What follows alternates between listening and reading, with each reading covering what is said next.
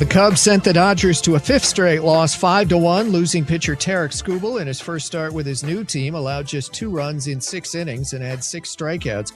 Houston won again, 7-2 over Toronto. The Brewers, with the best record in the majors, beat Pittsburgh 4-2.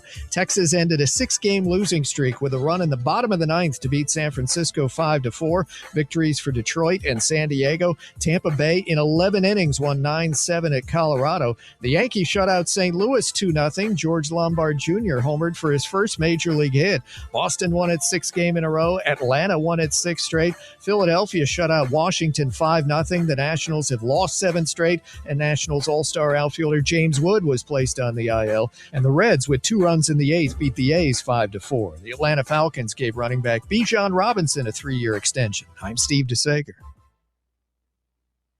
You're listening to FM 105.7 and AM 1340, WKGN Knoxville, and W289CU Knoxville, Fan Run Radio. I am untethered and my rage knows no bounds! Ladies and gentlemen. All I know is you never had the makings of a varsity athlete. What is it with you and this obsession with this varsity crap? People come to us because we don't sell them and they can't refuse because of the implication. You wonder ever you're a bad man? World needs bad men. We keep the other bad men from the door. Some things are a matter of duty. The world's greatest radio show in Tennessee. That doesn't sound right, but I don't know enough to dispute it. And I was about to take advice from a clown who dives headfirst into the shallow end of the pool. It's Talk Sports with John Reed and Cody McClure. If it is to be said, so it be. So it is. So it is. So it is. So it is. It's a Tennessee thing. Well, I'm holding on.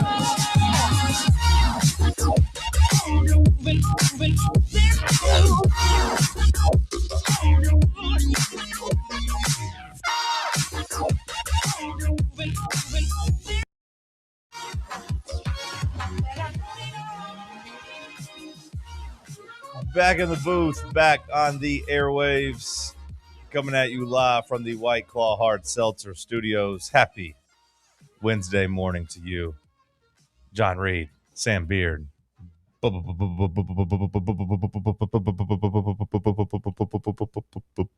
News Bubba, and Josh Lovett.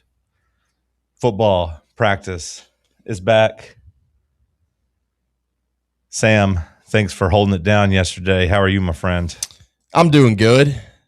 Do you like doing that or do you hate it? What? Holding it down. Filling in for you? you? Yeah. Do you like that or hate it? Yeah, I think it's fine. I mean, Okay. I don't.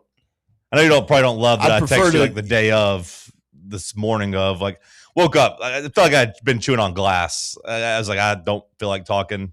That's not going to be good for anybody. I was like, I'm just not coming in. If you didn't like send us a text with some show topics that you were already thinking of, I probably would have been a little bit more mad. But Yeah. once you sent that, we moseyed through it. Well, that's Pretty good. Nice. I was wondering if you had used those. I didn't want you to take it as like pressure to No. use that or anything. I was like, here's some stuff I've been thinking of. I don't want to keep you flat-footed. We did the first hour on Jalen Washington, and then we got into some football talk, and then played a little factor cap in hour 3. Oh, nice. After I sent the text, I was like, man, I just got to get up and come in there, and I'll just try to at least like be the 40-year-old Jason Kidd, set the table, like the point guard that's like not really point guard, but just like be here. But I was like, I just can't really talk. But I'm here today, still a little sore, but we'll fight through it. Appreciate you boys for holding it down. Sorry to put you on the spot, but glad you don't hate it. At least I'm glad I could trust you to text you and you still be able to do it though, because I feel like when Cody was here, if I texted him, he'd be like, we're just not doing the show. So I'm not feeling too hot either. So I do appreciate you guys for holding it down. I do appreciate that. I did run into a little traffic yesterday, and so I was scooting in here like right at 8, and I like walked in there, and Josh and Bubba were like, he's here, let's go. We don't have to do this as a 2-man show. Perfect. Bubba, top of the morning to you, my friend. Top of the morning to you, John. Appreciate you as always holding it down. How are you? I'm awake. I mean, yeah, I'm alive, John. pretty much it. You know, at some point, it's all you can ask for. You're awake. You're here. Showing up's half the battle. I'm proud of you. What's that jersey we got over there, Bubba? It is a generic Tennessee Smoky jersey. Heck yeah. Repping my favorite hound dog. Woo! You got a fan on in there? Yeah, hopefully. Okay, I was just checking. I mean, is it noticeable? Well, I mean, it is to me. I don't know if it is to the audience. I don't know. I never know like how strong these headphones are compared to like what actually comes over the air. I don't want you guys to be miserable. I don't turn off on my account. I don't mind a little ambiance. I was just curious if that's what I was hearing. If it becomes annoying, I'll let you know. I mean, that's too bad. But, you know what? Fair enough. I'll let that go. But I'm still probably the most hated man in my family right now. Most hated man in your family. I've been there before. Yesterday, I revealed that I did something pretty terrible. Oh no! As an uncle. Oh no! Not that, right? No. Get your head out of the gutter. Come on now. That's crazy. Well, when I hear of bad uncle, I think of. Yeah. No, so like my nephew's obsessed with the video game, and then like I told him no yesterday, so he got more upset, and then he kept like just swinging on me. Trying to fight you? Yeah. Like how old is he? Like 4? 6. Okay. And so I said that's about the age where they start getting annoying though when they try to fight. You gotta kind of just. So I gave him a warning. I gave him a warning. Yeah. And he still kept doing it. So I took my water bottle and I just splashed him real quick, and he just lost, everything. All hell broke loose. Just for some water in the face? Yeah. Well, I mean, it was to be fair. If you're swinging on somebody, next thing you know, they just come at you, and they just and then you give them one time. You say, "This your warning shot." Pow! And then you kick him. That's what I did to my nephew growing up. If he wanted to fight, if he wanted to fight, I'd be like, "Look, I'm gonna fight you back." I'd be like, "You better stop, better stop." And then one just kick to their gut, and they're like, "Oh!" And then they stop. But it's like then like this is now shaping like a key moment in his life, like he's now hopefully learned a lesson, but also he's taken from it and he's learned it. And hopefully I didn't create a bully or a monster where it's like at school and he's like, "Hey, you're being mean." Now, boom, and he just dumps his lunch all over somebody. Yeah, kids are sponges, they say. How many ounces of water do you think it was? Did you waterboard this kid? No, I mean, it was like in this bottle, and I just did real quick, like. Okay. So like a cat, kind of like spraying a cat. Yeah, but that's way less water. That's probably like you didn't drown the kid. He'll be okay. No, but like the speed, the force, and just the unexpected, and like the area too, like hit him right in like the nose, and like. Would he stop messing with you?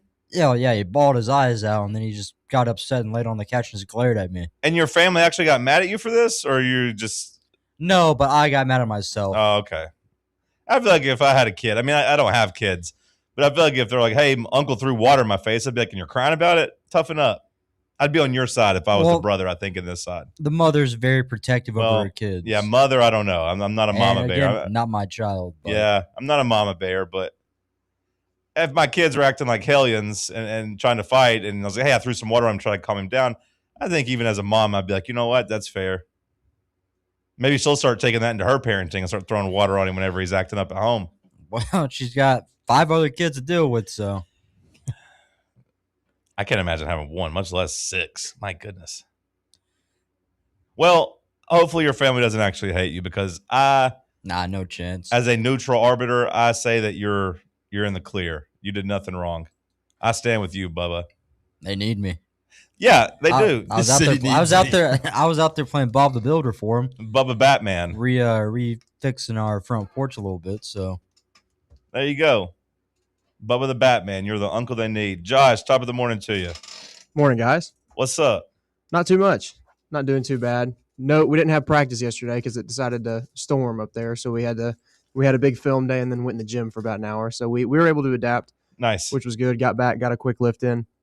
Really no sports on last night. I threw on like a baseball game that I have paid attention to. Did a couple work things. I'm recording one of my shows today, so did a little bit of prep for that and then just called it a night. So pretty uneventful for me. Well, I'm glad you still got to get some mental reps in at practice. Glad you still got to get some physical reps in. I watched a little baseball. A little bit of baseball. Watch some Braves. Watch a little WNBA. But yeah, not a big day for sports. It's that I guess the preseason game tomorrow. Yeah, the Hall of Fame game is tomorrow. I will be dialed in to that. You know what? Now that they said Carson Beck is taking the first, you laugh, but I'll at least maybe watch the first drive to see what he looks like, because I at least find him somewhat intriguing. I do feel like he's a higher profile name than most of the guys we get in the Hall of Fame game. Well, my favorite tweet yesterday was Carson Beck might be the first guy to ever throw the last pass of a college football season and the first pass of the next NFL season. I started thinking about that. I was like, yeah, I would say that's got to be right, because most of the time the guys in the national championship aren't playing in the Hall of Fame game. Yeah. Typically. But I remember a couple years ago whenever, I don't remember who the coach was, I guess. I don't know who the coach was. But they had Josh Jacobs in the Hall of Fame game running the ball at the end of the game. And it's like, what is he doing? But they were just basically saying they were done with him, but he just became inevitable, undeniable, and kind of saved his career, which I thought was cool. He's a very ugly guy. Not Josh Jacobs, but Carson Beck. Oh, yeah. And he pulled a Cavender twin. Money. He's got money. And I got to be honest, the Cavender twins, not as hot as you think. I'll have to do a deep dive on that. I think if they were just the Cavender girl, and there was just one of them, they'd barely make a blip on the radar. In terms of that's a good point. Yeah, in terms of even college basketball hot. I don't think they are that were that attractive. And now that they're not in basketball, now they're just Instagram models or whatever. They're not really in the top 20%. I think you could go a step further and be like, if they just played in the Big Ten instead of at Miami. If they played at Nebraska, nobody cares about maybe. That. But if they're twins, I would say probably still. Because they played, didn't they play at Nebraska? Where did they play at before they went to Miami? Because didn't they transfer there? I thought there was a big thing where the John Ruiz or whatever pulled out some big money to get them there, and they had a big dinner out there. The twin thing was for them. Now Miami took it to a different level, just them being down at Miami, but Fresno, okay, and they're at least somewhat on the radar because they were twins, but not that hot. I say, as a man who's also not that hot, but were they good? One of them was solid. The other one was not really worth the attention. And that was talking Cavender twins. College football here in Knoxville. You can feel it in the air. Now, if you get close enough to campus, Bubba, you can hear it. You can hear the drills, the whistles. Not the pads popping just yet. But football time in Tennessee is getting close. We are a month away. The boys out on the field getting ready. We'll dive into some of that. We'll talk some football. Stick with us right here on Fan Run Radio. Check out exclusive Fan Run video content on YouTube. Just search Fan Run Sports and be sure to like and subscribe. Hi, I'm Dr. Jacob Wilco at Knoxville Smiles. Have you ever wanted to improve the look of your smile? We know firsthand what the power of a great smile means to a person's confidence and health. Our team of doctors can provide you with an array of options for helping you achieve your cosmetic goals. From simply moving teeth into a better position, to reversible cosmetic bonding, to full mouth implant-supported dentures. It is our goal to help patients feel good about their appearance while achieving optimal health. Want to learn more? Call us at 865-539-1776 to schedule an evaluation, or visit us online at knoxvillesmiles.com. What kind of day is it? It's a White Claw day. Grab a pack, grab your friends. Everything else in life can wait. Your friends shouldn't. Let's go. White Claw. Grab life by the claw. Please drink responsibly. Hard seltzer with flavors. White Claw Seltzer Works, Chicago, Illinois. Located in Knoxville's historic Old City, Barley's offers great food, live music, the best draft beer selection in town, and now your new favorite place to watch sports. Their indoor projector is perfect for any weather, and they've revamped their upstairs area with more TVs to take in all of the action. Their menu features hand-battered chicken tenders, juicy burgers, fresh salads, and the tastiest pizza in Knoxville. You can enjoy their happy hour drink specials daily from open until 6 p.m. Barley's Tap Room and Pizzeria. Welcome to Axle Logistics, where excellence isn't just a goal, it's an energy. As a leading third-party logistics company, Axle is powered by an award-winning culture built on a work hard, play hard mentality. Here, the drive for success is contagious and hard work never goes unnoticed. Whether you're just starting out or looking to level up, Axle Logistics is the place to launch your career. Join us and take your ambition to the stars. To learn more, visit axlelogistics.com. September 10th isn't just a sale, it's an experience. Join us as Liquor Vault celebrates its first anniversary with the biggest savings event of the year. Experience rare bourbon drops, surprising barrel releases, and complimentary tastings all day. For the wine enthusiasts, you can check out Jason Drotar's Wine Passport Experience. Cigars, they've got them too. Enjoy hourly giveaways, exclusive one-day only anniversary pricing, and surprises throughout the day. Find a Vault Golden ticket and receive exclusive access to Liquor Vault's highly anticipated end-of-year rare bourbon allocation. People will be talking about this event for months. The only question is, will you be there? The Vault Experience, September 10th, only at Liquor Vault's anniversary party. Located at 2901 Tazewell Pike. Check out their specials and sign up to get discounts at liquorvault.com. Are you ready for the start of a new season?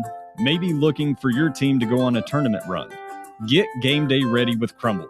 Head on over to your nearest location and pick up 12 pre-selected cookies plus exclusive toppers. When you're looking for dessert options, there's no question about who you should call on. Our listeners already know. Last year, the Dubai chocolate was a home run, along with the brownie batter. Oreo crumb was another crowd favorite. What new flavor will set the standard this season?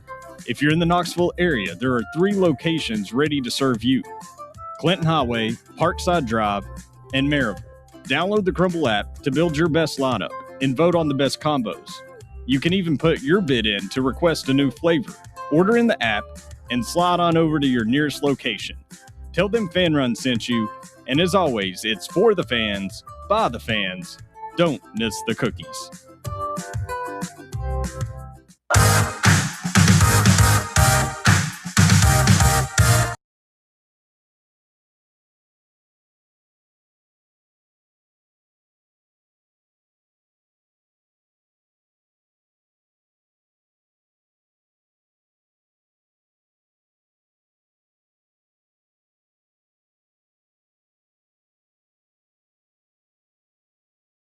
Tennessee football back on the field.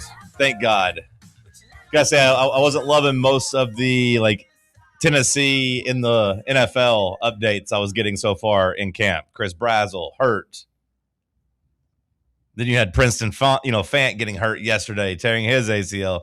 2 guys gonna miss the 2020 season. Did get a little bit of good news though. Maybe Josh Heupel and Big Glenn Ellerby can sell this as they're out there still trying to recruit big-time offensive line prospects. But it was nice seeing Darnell Wright get a fat new deal. Who says you have to play left tackle to get paid?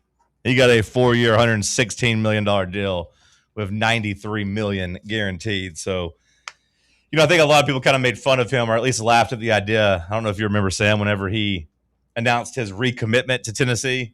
Yeah. Out of the transfer portal, where he had a whole big press conference like, I announced that I'm coming back to Tennessee. I'm not transferring at all. Everyone kind of was like, who cares, whatever. Then he came back and worked himself into being one of the best tackles in the country and now one of the best tackles in the NFL. And I imagine somebody that the staff will use frequently when you bring up recruiting. Like I'd imagine whenever they were recruiting David Sanders, they were using Darnell Wright and his transformation and his success. They were using that a lot. Now, maybe in a couple of years they'll add David Sanders Jr. to that and Trey Smith as well. But we had the whole running back discussion about David Gabriel George, but right now Tennessee can kind of boast a pretty good offensive line in terms of NFL success. Trey Smith, one of the highest paid guards of all time. Darnell Wright, was it the highest paid right tackle of all time, I believe? Yeah. So that's, big wins for Tennessee's offensive line in the NFL. Because that's going to be one of the questions, I think of the offseason is going to be who those 5 are. I'm sure you guys talked about that yesterday, but that's one of the biggest storylines as camp starts is where is that offensive line going to shake out? But at the same time, it feels like everyone kind of has the confidence that it's going to be a good unit, regardless of the 5 that are out there. Need David Sanders to become our anchor left tackle now in recruiting talks. You got the right side of the line figured out with Darnell Wright at right tackle, and then you got Trey Smith at right guard. But we'll find a center to get to the NFL. We'll go left tackle. But, yeah, I mean, I think this offensive line this year, clearly there's, 5 able bodies that you got out there in that line, and you feel really good about that line, but you feel even pretty solid about, 6 and 7, kind of coming out of that unit, and you feel like you've got some rotation there to be able to, kind of have some healthy camp battles, I guess you could say, and kind of just let the chips fall where they may and see what best 5 you get through camp, I guess. Not all camp position battles are created equally, in my opinion. Sometimes you get these battles and it doesn't feel good. It's probably how the Arizona Cardinals feel with Carson Beck and Jacoby Brissett. It's a quarterback battle, but, there's no real winner in this. We're going to be in a bad spot no matter who is victorious. I feel like truly right here as we sit here at the beginning of camp that Tennessee's offensive line battle is a really good problem to have. And it's hey, it does feel like that it's more so because you have 6 or 7 guys versus you're struggling to find 5. I've been here covering the team in the past when it's been we're just trying to find 5 guys that can play. It doesn't feel like that's the case this year. Shout out to Glenn Ellerby, but also really shout out to the transfer portal for bringing in some key guys, that you can have instead of trying to get, true sophomores ready to play like you used to in the past. Now the option's okay, you have, Ori Williams who spent years at LSU, or you got Haslam who spent years as a player at West Virginia. I do think that kind of helps with the floor being a lot higher than in the past. Go ahead, Bubba. What are we going to do with Big Gabe Osinda? So I guess he's kind of playing maybe same position or similar positions as David Sanders, so he's competing against him. Yeah, I mean, I haven't seen really too much talk about him being an actual threat this year, Bubba.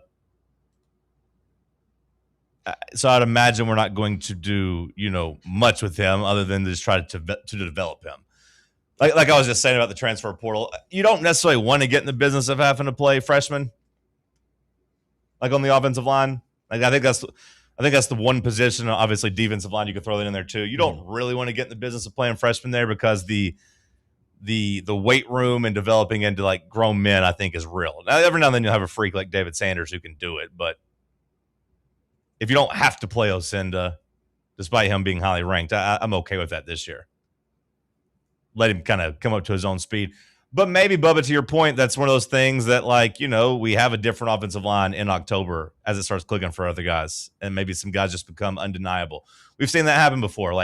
I don't. Sham have a big role in this? No, offense? I mean, I guess maybe. I shouldn't say no. I think he'll be your 6th man. He'll be your first guy in. Okay. See, I figured either Haslam or Williams would kind of be your 6th man, just based on, especially if it's Williams, because he maybe can be more of the swing tackle that could get out there and play. But sure, I mean, maybe Sham is. Maybe it's a 7-8 man guy, like we're saying. There's actual bodies out there you can rely on. We've got bodies. I mean, if you had to guess, who would your 5 be from left to right? Because I've got the 5 that I think it would be. I think to me the question comes into just right tackle, and I think right now if I was betting, I would say Williams gets the nod there, just because you did. I would imagine prioritize him more in the transfer portal, and that was more of your plan, whereas Haslam kind of felt like a throw in towards the end of the transfer portal cycle. But at the same time, I don't know how you feel about it, Josh. I would think that I Perry at right tackle more. Absolutely. I thought he was really good at tackle last year, better than he was at guard. So, if it's me, I'd probably like to see how that looks. But at the same time, I think Perry can play whatever you need him to play, though. He can, but I do think he was better at tackle. And, I think I have more confidence in him at tackle, A, having seen it before at Tennessee, but also B, just the confidence that you need in a tackle position. But if you throw him at tackle, you're not going to put Ori Williams at guard just because of how big he is. No, that's where the Donovan Haslam guy comes in. I would have Perry at guard and then Ori Williams at tackle. That would be my right side. The left side's already solidified. Same with center. Yeah, and I would say that if you're Josh Heupel and you're LRB, that's probably what you prefer. Like I said, that's probably the way you attack the transfer portal. Once Lance Hurd said he was out there, you probably was like, hey, we got to get a starting tackle. And they identified Williams, coming from LSU as that guy. So we'll see. But that is probably the biggest, position question, not named quarterback. Other than that, it'll be, I guess, who takes the reps at wide receiver 3. That feels like something that will probably we'll probably play a whole bunch of guys in game 1 at wide receiver. Maybe even play a whole bunch of guys against Georgia Tech at wide receiver 3 and see how it goes. I know Heupel hasn't really wanted to rotate his wide receivers too much, but it's going to be a question because you do have 2 established guys in Matthews and Staley, and then you got a whole bunch of young guys that have probably been waiting on playing time and probably also think that they deserve playing time. Yeah, that was a conversation that we had for a little bit yesterday, and I think we kind of felt like it was maybe one that you'd see like maybe a Radar Jackson to start off the year, and then maybe you get halfway through the season and somebody like TK Keys has just really grown throughout the season, in practice and just continues to get better physically and stuff like that, and then he can kind of maybe take that position over, or maybe with just some more depth that we've had and considered, or just compared to past years, maybe you do see Heupel kind of rotate in and out on that receiver spot a little bit more than we've seen in the past as well. Does the inexperience at quarterback change the way you view that? Because in the past, especially going back to the Hendon Hooker days, I wanted to see more wide receiver rotation because, you needed to get other guys on the field. You were trying to develop other guys. With a young quarterback, do you still feel that way? Or is it hey, we kind of just need guys he has great rapport with, and we don't want it's going to be tricky enough as a quarterback playing your first games. I don't necessarily want him trying to figure out a chemistry with 5 or 6 different wide receivers. It almost feels like maybe that gives a leg to TK Keys based on their relationship. And I imagine, if it is Faison Brandon, they've thrown the ball together a lot.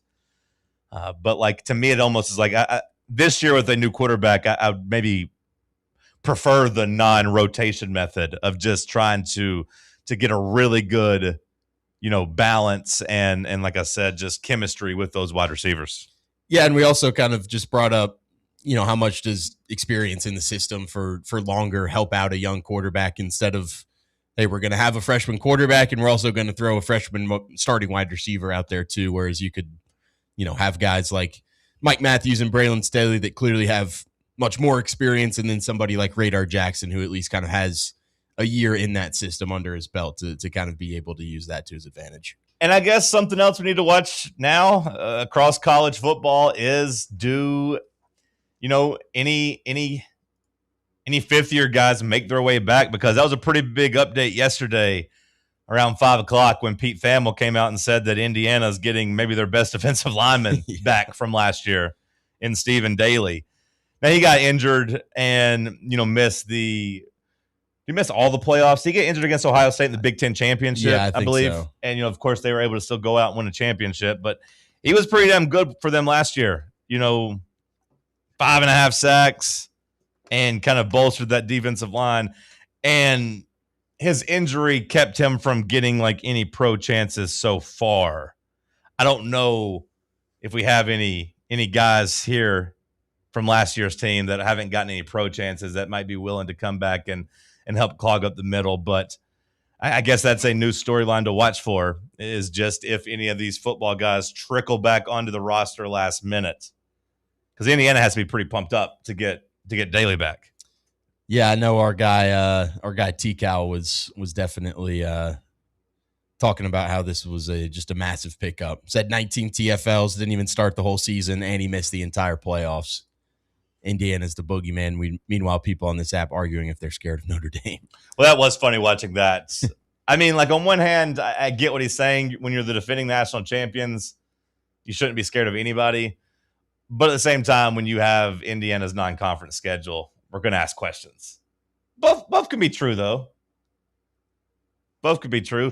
And look, quite frankly, if you are Indiana or a school like Indiana in the Big Ten and you get to the point where you are getting the benefit of the doubt, maybe there's no reason to go out there and have to worry about your schedule. 2 years ago when Indiana didn't have anybody on their non-conference schedule, we looked at them and said, kind of frauds. Yeah. And then they get to the playoff and they weren't testing. They got, kind of exposed by Notre Dame. And everyone's like, yep, see, look, frauds. Then last year, they did the same thing, and they get to the conference, they get to conference play, they dominate, they get to the conference championship, they beat Ohio State, they get to the playoffs and dominate, and then all of a sudden it's like, not frauds, actually really well-rested and smart. But like now, if you still get that benefit of the doubt, you don't have to worry about propping up your non-conference schedule, going 11-1 or 10-2, like you're going to be in fine shape every year, especially if they expand the playoffs. Mm-hmm. Well, I want to ask this question: does the Big Ten not mandate that they play one Power 4 team out of conference? They don't. So I feel like that needs to change. I think every Power 4 team needs to play at least one other Power 4 team out of conference. It's part of why the SEC guys are so mad. All the SEC coaches are so mad at Greg Sankey because the Big Ten essentially bullied the SEC into going to non-conference games. See, the Big Ten would be like, we don't have to play an out-of-conference opponent because we already play 9 power games.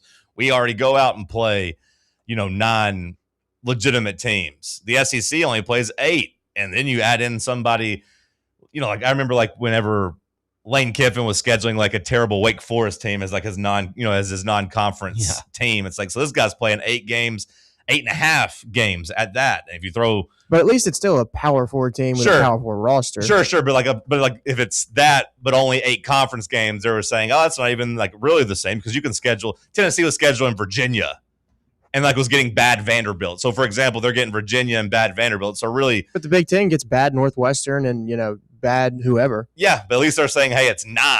It's 9 conference games. And we all know conference games are much tougher than non-conference games. Sure. So they bullied the SEC into doing the non-conference games. But the SEC also has the rule of hey, you also have to have this, non-conference power opponent. So you actually play 10. Whereas the Big Ten's really half the conference kind of sucks. And we don't have to schedule anybody.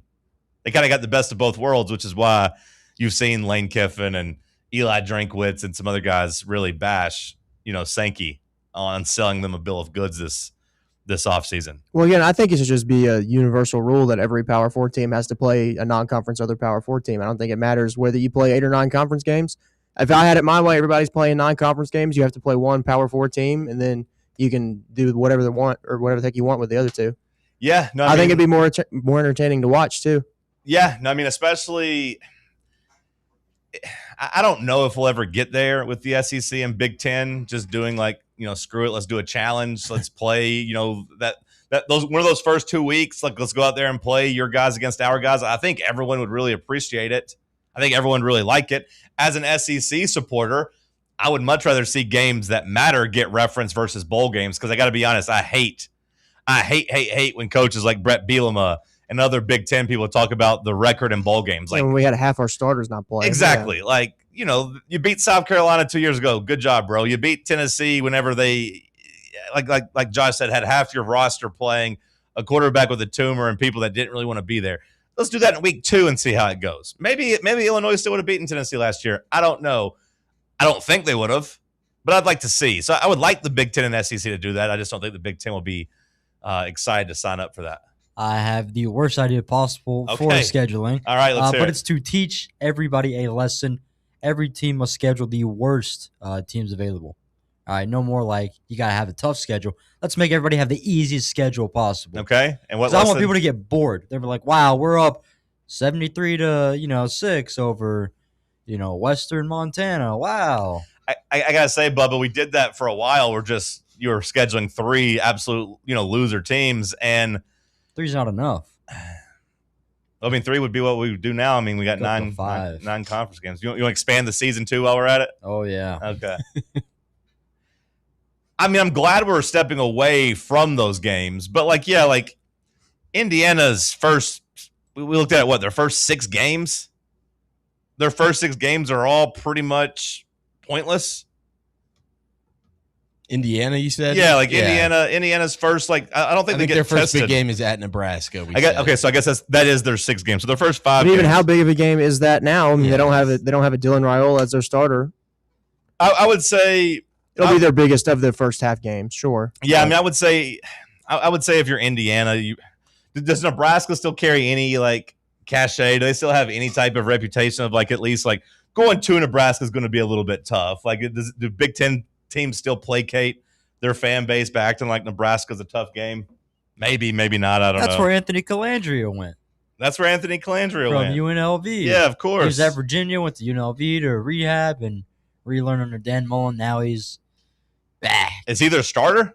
Projected. Yeah, he will be. Okay. Because they lost Raiola and they didn't have anybody behind him. Yeah, looks like their backup is a guy named TJ Lateef. Okay. Is at Nebraska kind of like us playing maybe like at South Carolina? I was going to go the opposite and say it's at Nebraska, like when the SEC had to come play us in like the Dooley early Butch era. Like, that's more of what it was like. Yeah, like we're like, you're probably like the team's not going to be that good, but like, you got to give it some respect because it used to be good, and like the crowd's going to show up. It's like, don't let the crowd get in it. Yeah. Because if you let the crowd get in it, it could get frisky. You know it's going to be a sellout at Nebraska, so I almost feel like it's like us in the 2010, Sam. Yeah. We didn't win a lot of home games, but we did, have some close calls with people. I think Nebraska needs to make this Lateef guy their starter. He's okay. From Compton. It didn't take long for you to turn your back on your other boy. Who? The other quarterback. Anthony Calandria? Yeah, it didn't take long. I don't care about him. He was at UNLV. Oh, okay. I like my New Mexico State boys. Okay, my bad. You just were excited to tell me who it was, so I assumed that was your boy, but never mind. That's a name that I recognize. I do like the idea of Matt Rule going to Compton to try and convince a kid to go play quarterback at Nebraska. Matt Rule is on his job-saving year, so expect Nebraska to be sleeper pick. I don't think he is on a job-saving year. I feel like he came back with a lot more power, Bubba, because he didn't go to Penn State. Like it seemed like he was going to Penn State, and he ended up staying. So I assumed he got a new contract or at least some reassurances that he wasn't going to get fired. I feel like he might be in pretty good shape there coming out of last year. He's going to have another terrible year, though. Indiana, at Oregon, home against Washington, home against Ohio State, at Iowa. It does suck. That's just a tough schedule. I didn't realize it was that tough. It does suck because I feel like for a lot of like Big Ten schools, you could kind of look and be like, the schedule's not that bad. But then every now and then, like some team has like a terrible draw where it's like you got to play Michigan, Penn State. Well, USC gets it Oregon. Too. USC schedule's really tough, and they're a really good team, I think. But their record might not show it just because they play, I think, like the top 5 teams in the Big Ten. So some people end up getting screwed a little bit. Some of the conferences stink. Some of the conference schedules are easy, but every now and then you'll see one that's like, going to be tough to navigate. That schedule Indiana has sets up pretty good. It does get a little bit tougher. It does get a little bit tougher as they, dig into it and get a little bit deeper. But you talked about the easy games, Bubba, in the preseason. They're getting to kind of do that. They're getting to kind of ease into the season. Whereas Tennessee, where would a road trip to Georgia Tech rank in terms of Indiana's toughest 6 games? Behind Nebraska? Is that it? Because otherwise it's like North Texas, Howard, Western Kentucky, 3 losers. Northwestern, at Rutgers, and at Nebraska. Like at Georgia Tech would at least be the second toughest on there, if not the toughest, right? In terms of just road games, or just of the top 6 games. Just the top 6. Yeah, for sure. Just like easing into the schedule, the whole season. No, just easing into the schedule because like Tennessee, I don't grade Georgia Tech nearly as a super tough game by any means. Like on a scale of 1 to 10, it's probably like a 5.5, 6 at most. But when you go from a 5.5 or 6 in your second game to like what would you call Texas coming to town? Like a 9 out of 10 on the difficulty scale? Yeah. I'd say it's a 10 out of 10. The only reason I won't go 10, Josh, is because it's at home. Like to me, a 10 out of 10 would be Texas on the road. But like either way, like it's super, super tough. 9, 10 out of 10, either way. 2 of your first 4 games being a 5.5 and a 9. Pretty damn tough.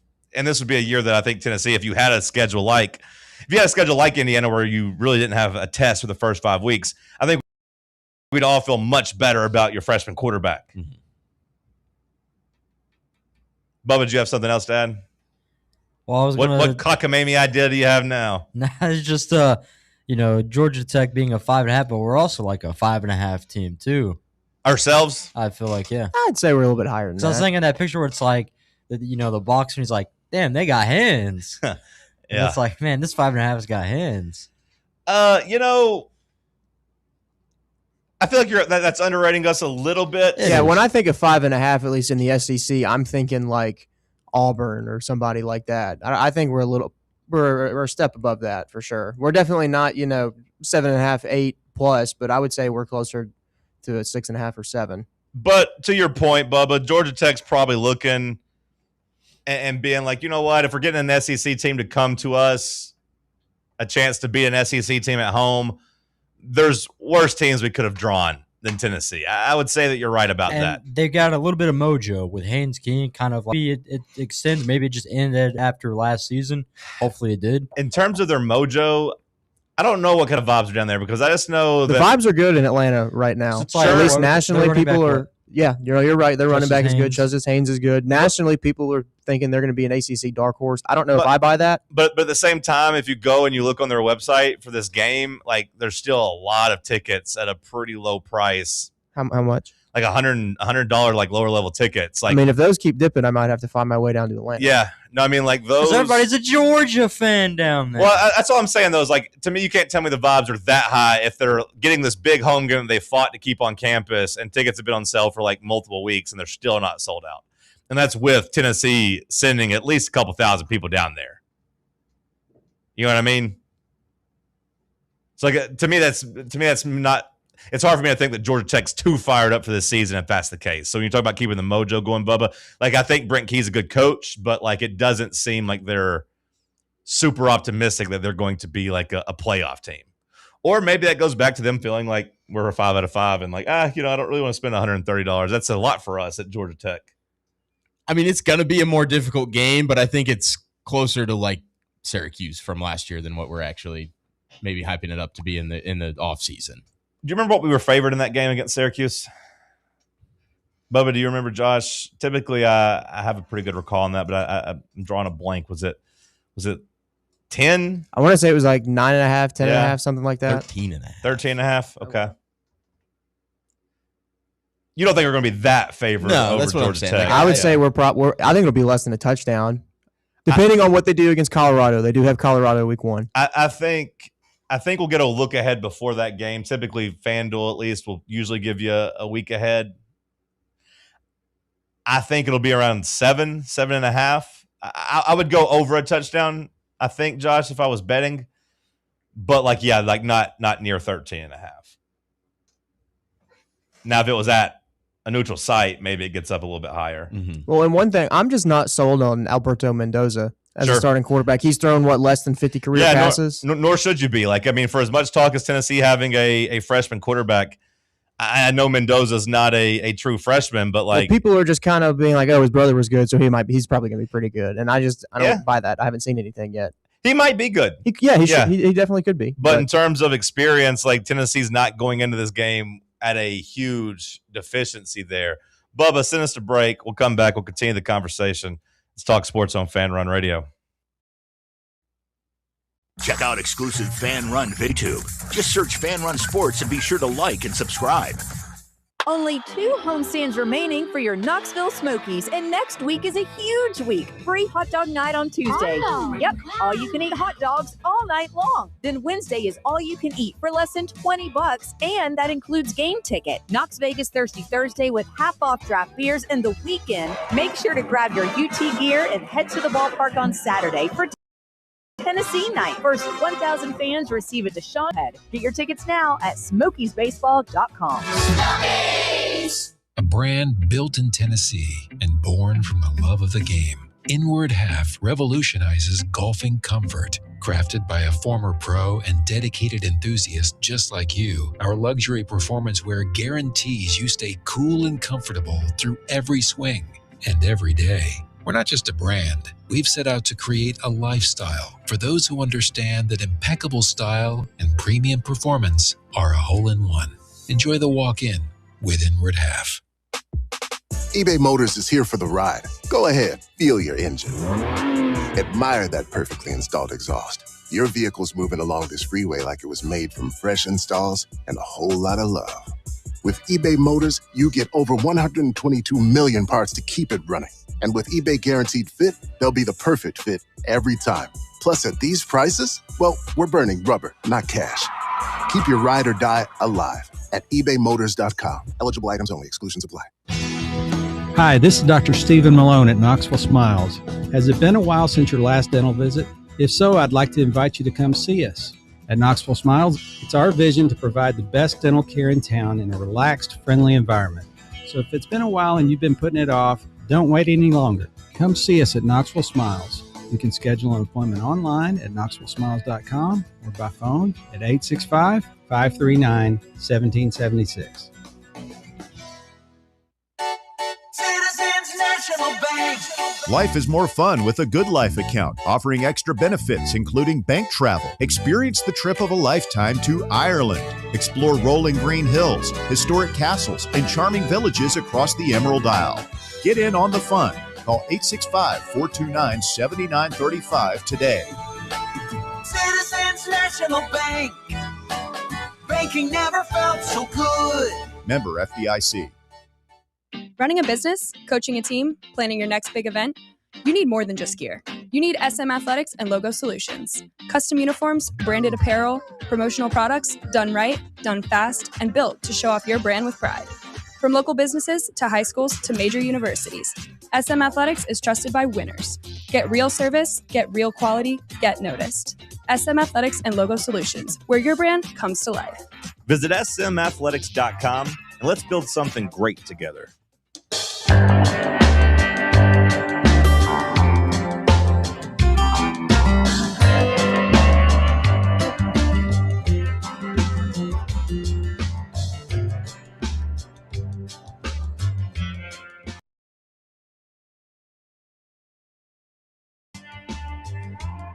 Georgia Tech, the unofficial start to football season here, I think we'd all agree with. Like Furman, more of a preseason type of game.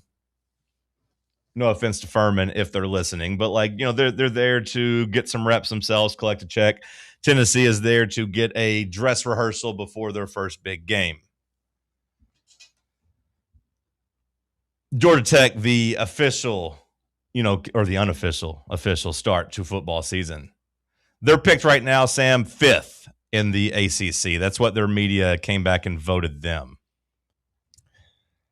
I don't know how to that seems like, that's solid. Who's above and below them and then directly? It's just the rest of the ACC, and you're like, this isn't that impressive. So the clear favorite is Miami. Yep. Miami, let me see if I can do a little quick math. It looks, we'll say, what is called 180 votes is what I'll call it. Yeah.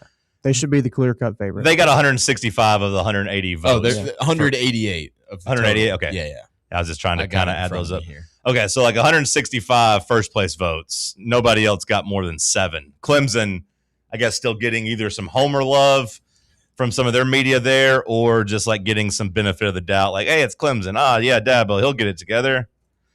SMU got 6, Louisville 4, Florida State 3, Georgia Tech 2, Stanford 1. So I can't imagine many of those were actually serious. But in terms of the total points and projected finish, they come behind Miami, like I said. SMU's number 2. Okay. Louisville's number 3. Clemson's at number 4. And then there's a little bit of a drop-off. So when it goes just by points, Miami clear-cut at 3,150. SMU just under 2,800. Louisville at just over 2,500, same as Clemson, and then you get down to 2,000 for Georgia Tech. So it does feel like who's right behind them? It feels like Miami's clear-cut tier 1, tier 2. You would throw maybe just SMU and Louisville in there alone, and Clemson, those 3. And it looks like they got Georgia Tech kind of at the top of tier 4, just ahead of Virginia, NC State, Vodtech, and Pittsburgh. Those teams are all kind of clustered up together. The only 2 that I would maybe have over Georgia Tech or Virginia Tech and NC State. The rest, I think Georgia Tech's better than, for sure. Yeah.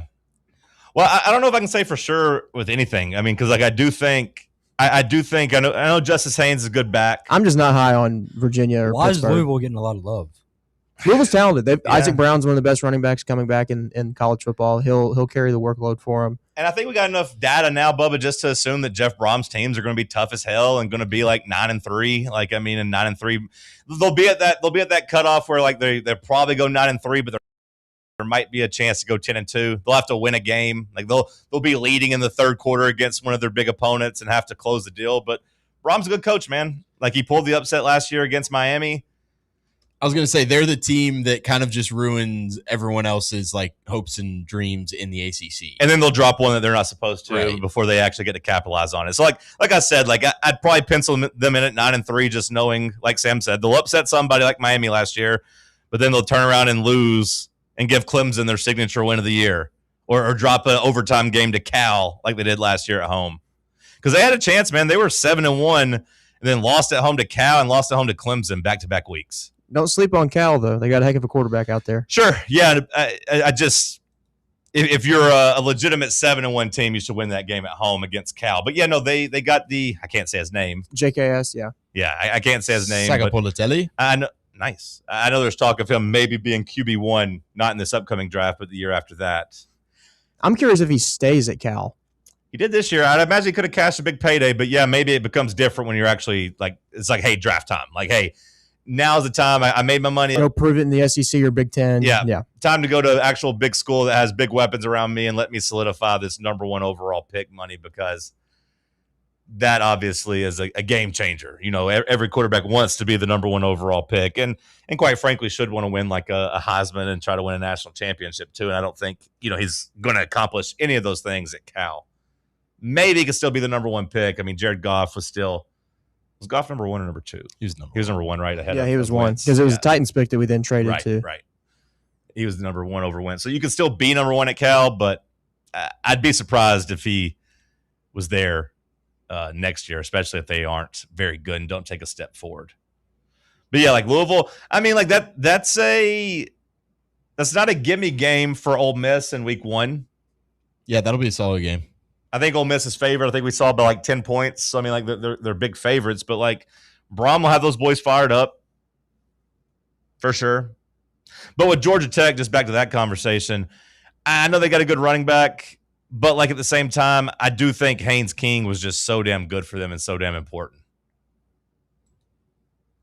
He did so much just like off script that helped Georgia Tech just be able to stay in games. Or just the script was like, hey, just into this line and get us 6 yards. And I do think like they beat the hell out of him and ruined any chances he had of like being a professional quarterback. But he was a really, really good college quarterback. I mean, is it fair to say he's the closest thing to like a legitimate Tebow knockoff we've had in terms of just the battering ram at quarterback that could still throw and like be in that type of offense? I know he wasn't close to Tim Tebow level, but like he got kind of used like the play Tebow style did. was similar. Yeah. Just the grit. Yeah, and just like, hey, you're going to get these 6 yards, one quarterback power at a time.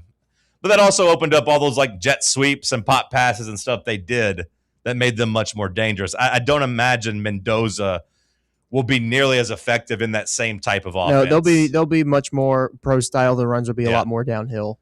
And I know they lost their OC and everything, so like they're going to be. They lost a lot. Yeah, I'm really intrigued by that Colorado game in week 1. That's that Thursday night, like first game on ESPN of the season. They get them at home. I'll be very interested to see how they they're look. playing against a Pop Warner team, so yeah. I know you saw that video. That video was jarring, and they look so small. It happened. It's happened the last couple of years, but then they've gotten to the field and looked pretty damn small. Like that. Cameron always adds 10 pounds too. I know, but like it's the third straight year that we get there, and it's like, man, this team just doesn't look like an actual college football team. And then they had the quick start in Deion's first year and threw some people off the scent for a couple weeks before they crashed back down to earth. But then last year, I mean, they were just bad last year. It's almost like he's not a good football coach when he doesn't have NFL talent on his team. I still don't know if I'd come back and say he's just not a good coach. Like, I'm not saying he is a good coach, but like he clearly doesn't run a program the right way. Like, I think everyone could agree on that. And when I say run a program the right way, I don't mean showing up with your Louis bag and all that stuff. I just mean like there clearly is something wrong with the strength and conditioning program there. Like, this players just all seem very, very small. He's just not running that side of things. Yeah, in the best way. Like they're not getting.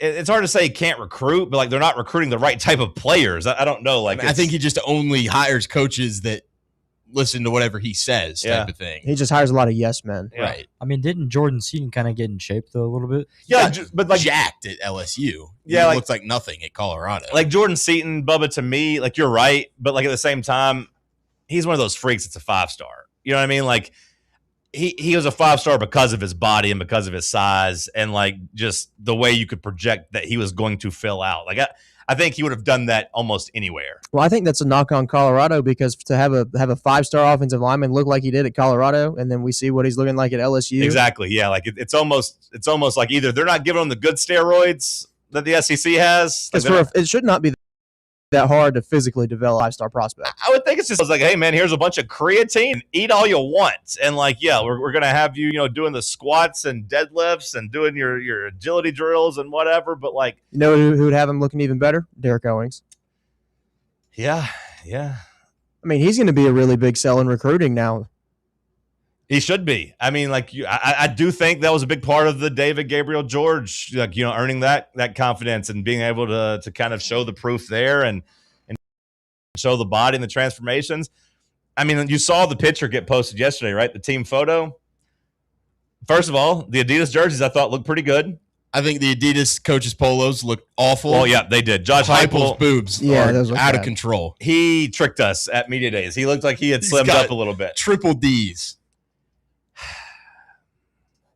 And I looked Big natural. I looked at the Nike photo last year. You did not see those.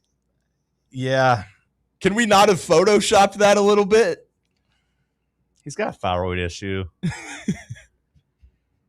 I don't know if it was the gray or if it'll look different in black, but like it was. Yeah, we should have gone black. I get the idea of putting the coach front and center, but like you can put him at the top center, right behind the last line if that's how it's going to look. Maybe do him a little bit of a. Would that have helped him out though? I mean, maybe if you get him behind the right head and like the head's blocking the chest and you just get the neck up or hold the football right in front of you, maybe like you can just hold a football. It didn't look great, but I was going to say David Sanders looked great. David Sanders looks like a mountain of a man. He was also the only one smiling in the entire picture. Yeah. I got to start Donovan Haslam on my O-line after seeing him. Big 69 there. It's a big boy. Yeah. Big boy. He's massive. What row is he? I'm looking at the picture right now. He's right above Braylon Staley. Okay. Yeah, man. On the second row. The Heupel picture didn't look great. And I say that just because, like, I did think he tricked us a little bit at SEC Media Days. I thought he looked a little trimmer. Yeah. I think we all talked about that. Yeah. I think it might just be he was wearing black at SEC Media Day. Black might be his color. Well, he had a suit on, too, so the suit jacket's covering up the chest. It is tough. We'll see. It is tough. Hour 1 of the books. We'll kick off hour 2 with some headlines. Stick with us. Let's talk sports on Fan Run Radio. The flagship station for Tennessee football. Fans. Fan Run Radio. September 10th isn't just a sale, it's an experience. Join us as Liquor Vault celebrates its first anniversary with the biggest savings event of the year.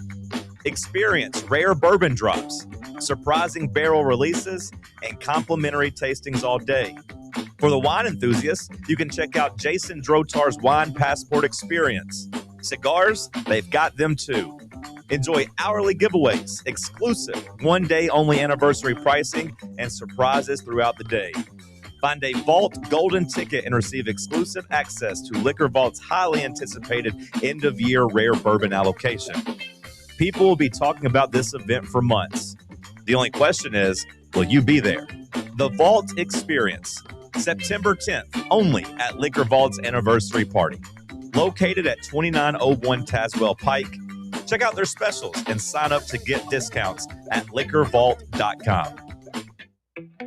Welcome to Axle Logistics, where excellence isn't just a goal, it's an energy. As a leading third-party logistics company, Axle is powered by an award-winning culture built on a work hard, play hard mentality. Here, the drive for success is contagious and hard work never goes unnoticed. Whether you're just starting out or looking to level up, Axle Logistics is the place to launch your career. Join us and take your ambition to the stars. To learn more, visit axlelogistics.com. Smoky Mountain Brewery is the place to be for game day. From the moment you walk in, it's wall-to-wall big screens, making Smoky Mountain Brewery the perfect place to watch the Vols or your favorite team in action. With locations in Turkey Creek, Maryville, Pigeon Forge, and Gatlinburg, you're never far away from a great time at Smoky Mountain Brewery. Try one of their world-famous microbrews like Black Bear Ale, Mountain Light, or Cherokee Ale. Juicy burgers, wings that bring the heat, and delicious handmade pizzas made with hand-tossed crust from the freshest ingredients and their own special sauce from a secret recipe, topped off with hand-grated cheese and farm-fresh toppings. And don't forget, those famous microbrews are also available in kegs for your next party or in 6-packs and growlers to go. So grab your crew and head to Smoky Mountain Brewery and tell them Fan Run Radio sent you. Smoky Mountain Brewery. Eat local, eat good.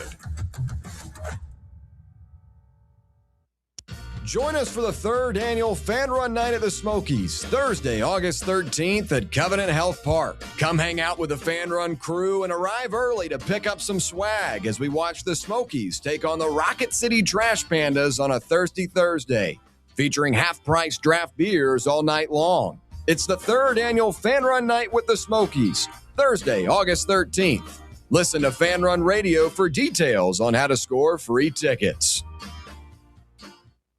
You're listening to FM 105.7 and AM 1340, WKGN Knoxville, and W289CU Knoxville, Fan Run Radio.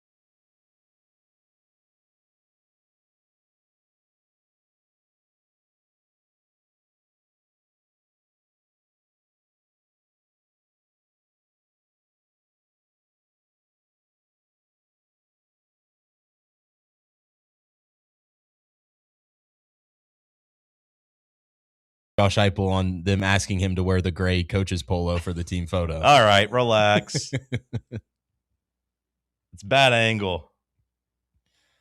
Can we not get him like a wife beater at least? Get a little tighter in there? I was going to say, like, at a certain point, can you – I mean, they have those things. Can we get him on men's Skims? Well, they have the things that the players wear, you know, the training bras. Yeah, we could get him one of those. No, as a man, you can't put that on unless you're doing it for speed, agility tests. Can we not get him an NIL deal with Skims? I don't know what the answer is. I don't know if that would help him out a whole lot. I think it'd tighten it up a little bit. An undershirt. He wouldn't look as just do a regular undershirt. Get you a tight undershirt. And he'll be okay. I don't know. I don't want to pick apart the guy. It feels mean. You're still my coach, Josh. Yeah, I mean, it's Sam that's saying all this mean stuff about you, not me. If he wins me ball games, look he at can me. eat whatever he wants. I'm Sam. I'm 6'3" and I'm in shape. Wow. I'm gonna make fun of the chubby guy that's got a thyroid issue. Okay. I just want the best for my head ball coach. Well, he's been grinding the tape. I hope so. He's been doing other stuff. Let's move on. Josh Heupel. Anything? I don't think I've seen him cuss too many times, but him just coming out and straight up calling the NCAA bull bleep, I thought was fiery Josh. Yeah, I loved it. I hope we get more of a fiery Josh. It's more confident than we've seen him, I feel like, in years past. Okay, so you think it's confidence? Yeah, I think he's quietly confident about the team that he's got this year. I've seen some other people say that. So, like, I hope that you guys are right. I hope that, like, you if you're him, you know that you have the tools to back it up this year, so maybe you come out with a little bit more of a chip on your shoulder. Well, I mean, I think with how last year ended too, I mean, there was probably a chip on the shoulder of the entire program for the last 8 months. Yeah, there should be. And then you go out and you hire 2 national champions, you know, as your defensive coordinator and your strength and conditioning coach. Like, you should have some confidence about you. Which I will say, number 11 stands out. Oh, yeah. In the photo. Dude, he's what, 6'3", 225? Faison looks the part, for sure. Faison looks like he's going to be an awesome SEC quarterback. Honestly, like Ryan Staub looks like more of a backup than George McIntyre to me in this photo. I know he's where's Staub at? 5'7", just the tiny little guy. Staub number 8 right there? next to Faison 8. Yeah, he's at least filled out. Yeah. George is getting mogged. He's getting frame mogged by Faison for sure. All right, let's hit some other headlines. Josh, give me some news. The WNBA has revealed the name and logo for its next expansion team, as I'm sure you've seen, John. The Cleveland Sirens. They will be the league's 16th team and tip off for the first time in 2028. The Sirens. Okay. What do you make of that name? Was this all Odyssey inspired? Were they watching the Odyssey? I was like, you know what? That would be a really cool. That would be a really cool name. Because that's what I felt like to me. They used to have the Rockers back when they first came into the league. They were the Cleveland Rockers because, of course, I'm looking at this logo. That rocks. The Rock and Roll Hall of Fame, of course, in Cleveland. So it kind of represented the city too. The Sirens logo kind of turned me on though. They got a little thick mermaid looking character on there. That looked pretty good, but yeah, a lot of people didn't like the name. The concept is cool. I just don't know if the name works. Yeah. But I mean, at least they tried to be somewhat original, I would say. I mean, it's Sirens in the name that you'd expect to see a whole lot of. No, but apparently there is a New York Sirens, which is a professional hockey team. Not that it matters. I mean, there's overlap. Minor league, minor league hockey compared to the WNBA. Yeah, there's overlap. Similar. Yeah. Come on, relax. Don't talk about my sport like that. We're under fire. We're smack dab in the middle of the culture war. All turns, the culture war comes to my doorstep at the WNBA. I just want to watch basketball, and I have to be met with, "What do you think about trans kids playing sports?" Well, I don't know. It doesn't really impact me that much. What? You don't think that the trans kids should be outlawed? Whatever. Caitlin Clark, she won't give us an answer. But we want our other athletes to shut up and dribble, but we need Caitlin Clark to tell us what to think about the trans athletes. Well, I did appreciate the irony of that, which you scoffed. You scoffed, Sam, when I said it was a right-wing talking point, like they were coming and doing all that, and now you see the Matt Walsh's parachute in, and that's like a huge identity where it's not even done in good faith. They just want to get all these players and all these coaches with gotcha moments, asking them nonstop about it. If I'm Caitlin Clark, all the coaches think they're social justice warriors, though. Not all the coaches to get PR trained. Not all of them, but Cheryl Reeve, well, she's a psycho. You tell her. She's the one that tried to fight that. I don't know if you remember her trying to fight the ref last year.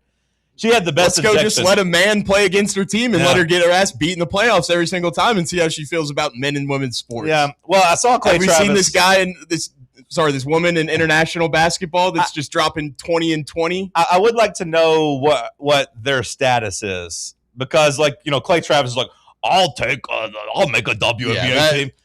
You do have to go through the hormone and all the surgery or at least the treatment and everything. I don't know if that player in a country, because that's a big person. that person, yeah, I mean, they're yoked. I don't know how skilled they are at basketball, but compared to their peers, they are running around and bigger, faster, stronger. So I'd be interested to see what type of hormone treatments they've received and whatnot. But I think there's a lot of people like Clay Travis and that wants to just bring Shaq in. Just Shaq, just say you identify as a woman and play. I don't think it's that simple for most of these people that are trying to play sports. But either way, leave my WNBA alone. We're in the middle of a culture war. Did we get the jerseys from the Sirens, or is it just a logo? I have not seen jerseys. I believe it's just a logo. I'd imagine they'll do a whole nother reveal about that. Probably closer to 2028. Is that 2028 is when they get is their first introduced season into the league? Yeah. Okay. Yeah. What if we got LeBron James to play in the WNBA? Well, if LeBron James, if LeBron James all of a sudden wanted to go, undergo all the hormone stuff and become a woman, sure, okay, LeBron Get Bronny James out there. The thing is, most people don't just do that for sports gain. You know what I mean?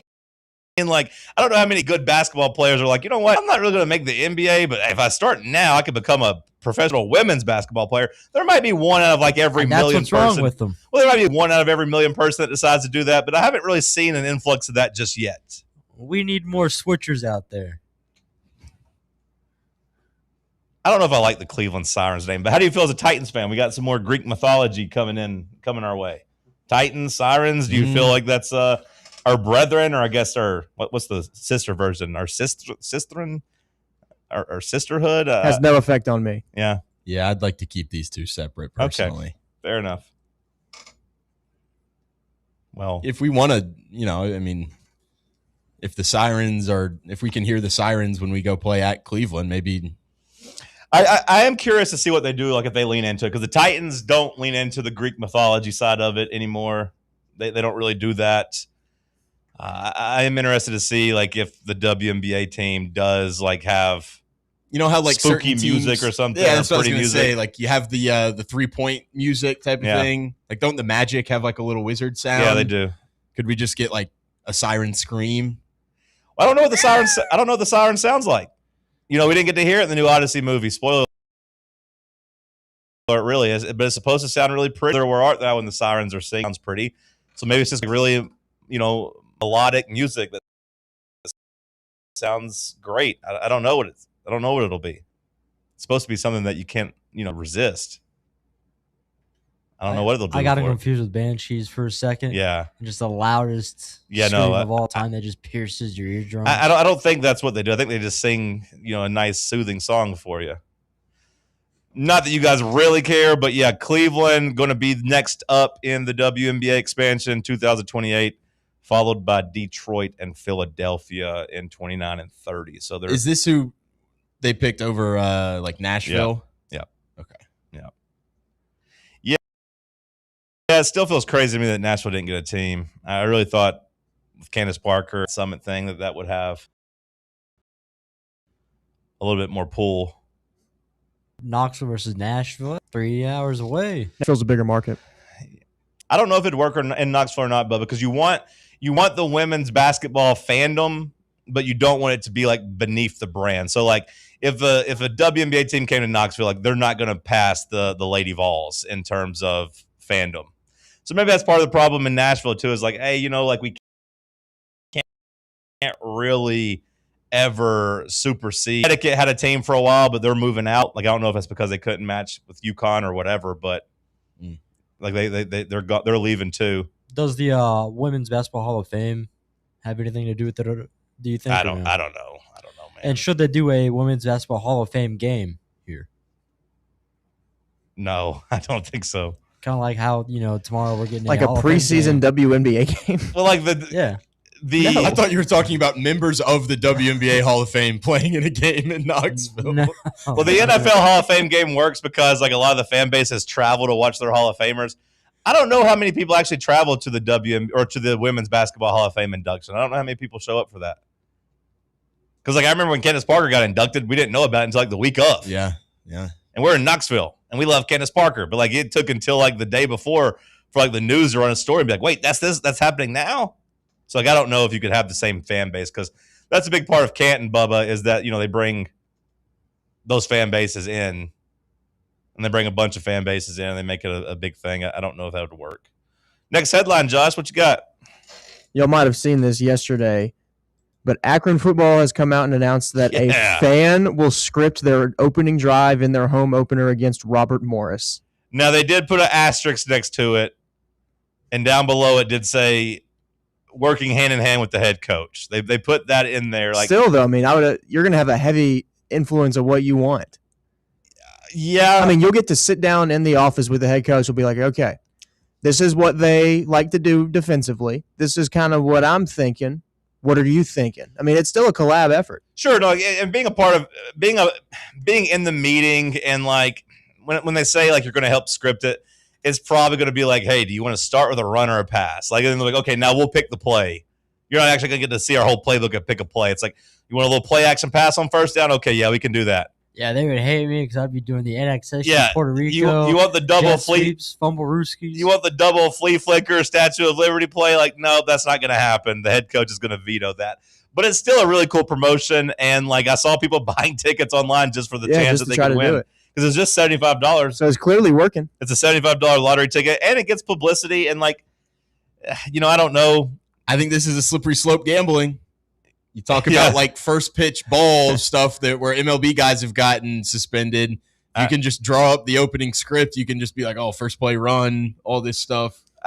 I don't know if they allow like the dynamic gambling live action on games for Akron, but maybe at the very least you could get like Akron's opponent first quarter. Like, hey, this first drive is going to be a flop. Like, let's take the points with the underdog here because they're playing their version of a bye, right? I mean, Robert Morris. Yeah, I was going to say Robert Morris. I would assume that's probably. What if they get just a guy with absolute ball knowledge though, who just puts on the headset and he's like, "Hey, we're." Yeah, what if they find their new offensive coordinator through this? If you find a young guy that wants to do that, you could be finding. I saw someone say that if they lead a touchdown on the first series, they're not giving up the headset. They should at least be like invited to be like on the staff as a an analyst or something, like a quality control guy or something if they do a good job. I mean, some people might try to get that as a foot in the door type of thing. I mean, maybe I should go for it. Make a relationship because I mean, Joe Moorhead's still there, right?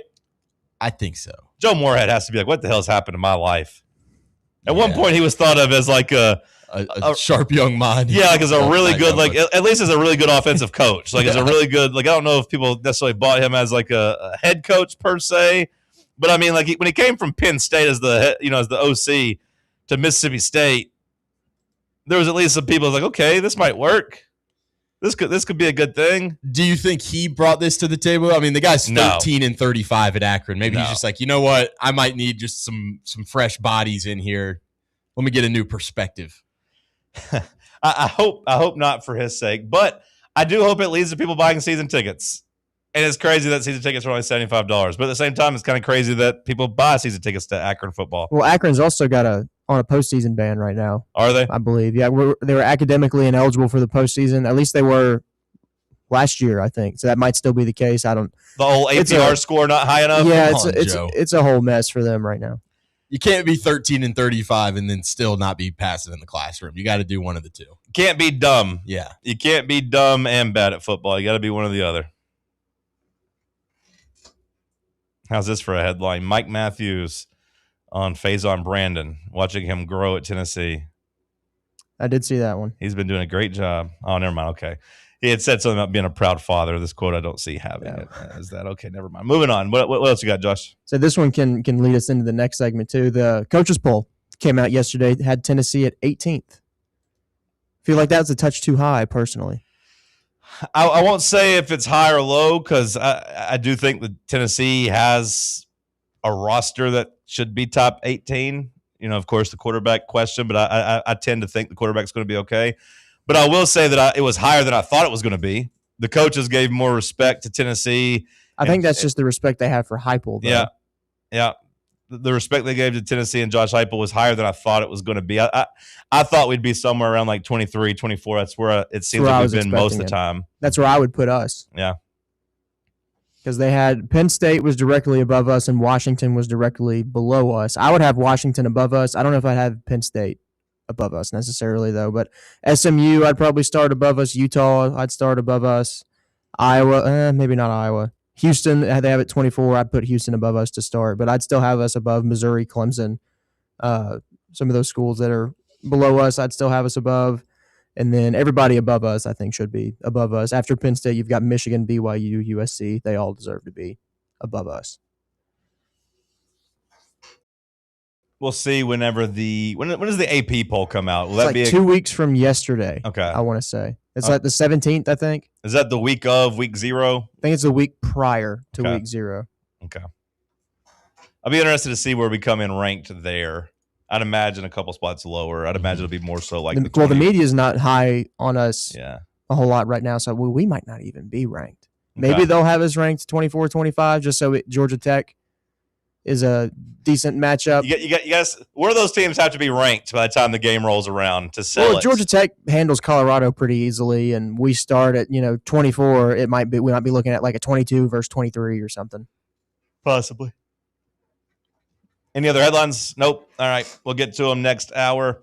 Bubba, send us a break. Let's talk sports on Fan Run Radio. Big Orange Country's home for sports is Fan Run Radio. Blackford Veterinary Surgery Referral specializes in surgeries not regularly performed by your pet's general veterinarian. They're currently accepting referrals from vets all across the country. With their newly renovated state-of-the-art surgery center and highly trained staff, clients can rely on professional and thorough care. If your vet says that your pet needs surgery or rehab, ask for a referral to Blackford Vet and let them get your best friend back on its feet. Located conveniently in West Knoxville. For more information, visit blackfordvetsurgery.com. Is your yard starting to look more wild than welcoming? Yeah, don't let your landscape be that house on the block.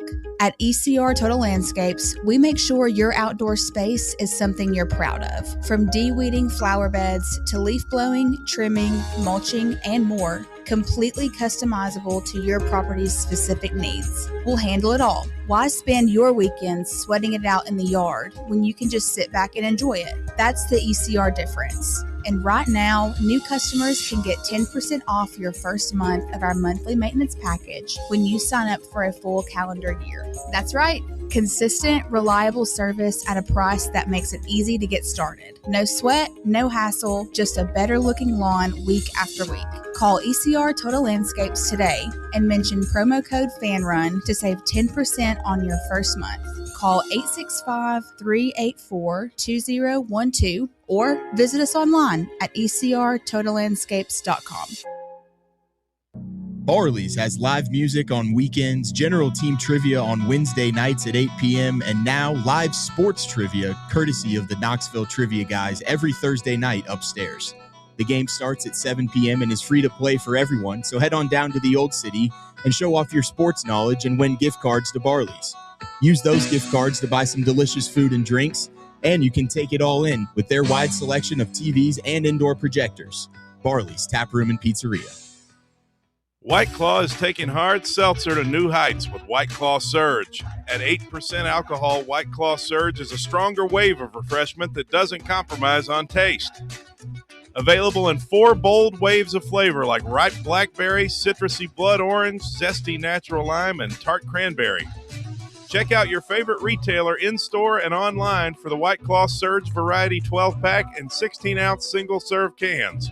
White Claw Surge. Please drink responsibly. In a world filled with deadlines and screens, sometimes we forget the simple joys of life, days filled with special moments. At Inward Half, we understand the essence of these moments. Feel the difference between our breathable fabrics and flexible apparel as you disconnect from the hustle and bustle and reconnect with what truly matters. Inward Half, simple luxury for on and off the course.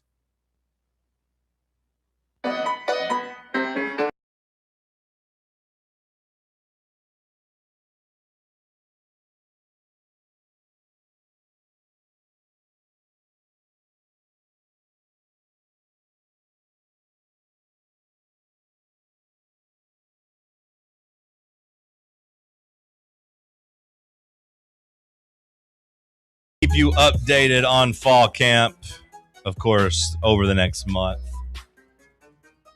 But as we get into August, and as we're saying that the Hall of Fame game is tomorrow, we do like to talk some NFL here too.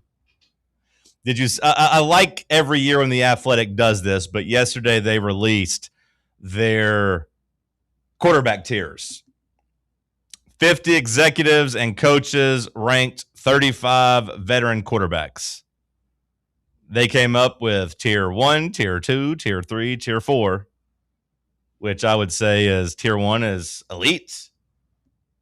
Tier 2 is probably them saying is like really good. 3 is serviceable, and 4 is probably like, you might need to change. Have you seen this list yet? Have you looked at it yet? Yeah, I have. I saw it yesterday. Okay. Well, they got 4 quarterbacks as truly being like in that elite tier. Is that number too high, too low, just right, in your opinion? Who do they got in there? I have not seen this list, so. Off the top of your head, do you think that 4 is too high, too low, just right? I mean, for the elite of the elite, you would assume 4 is probably good. Because, I mean, they've got what? Josh Allen's in there. Josh Allen, yep. They've probably still got Patrick Mahomes in there, even though he's coming off an injury, if I had to guess. So got Patrick Mahomes number 1, yep. I would say they've probably got, I mean, they should have Stafford in there. He's coming off an MVP season. Number 3, correct? And then after him, I would personally put Lamar Jackson, but I don't know if they did. They put Joe Burrow.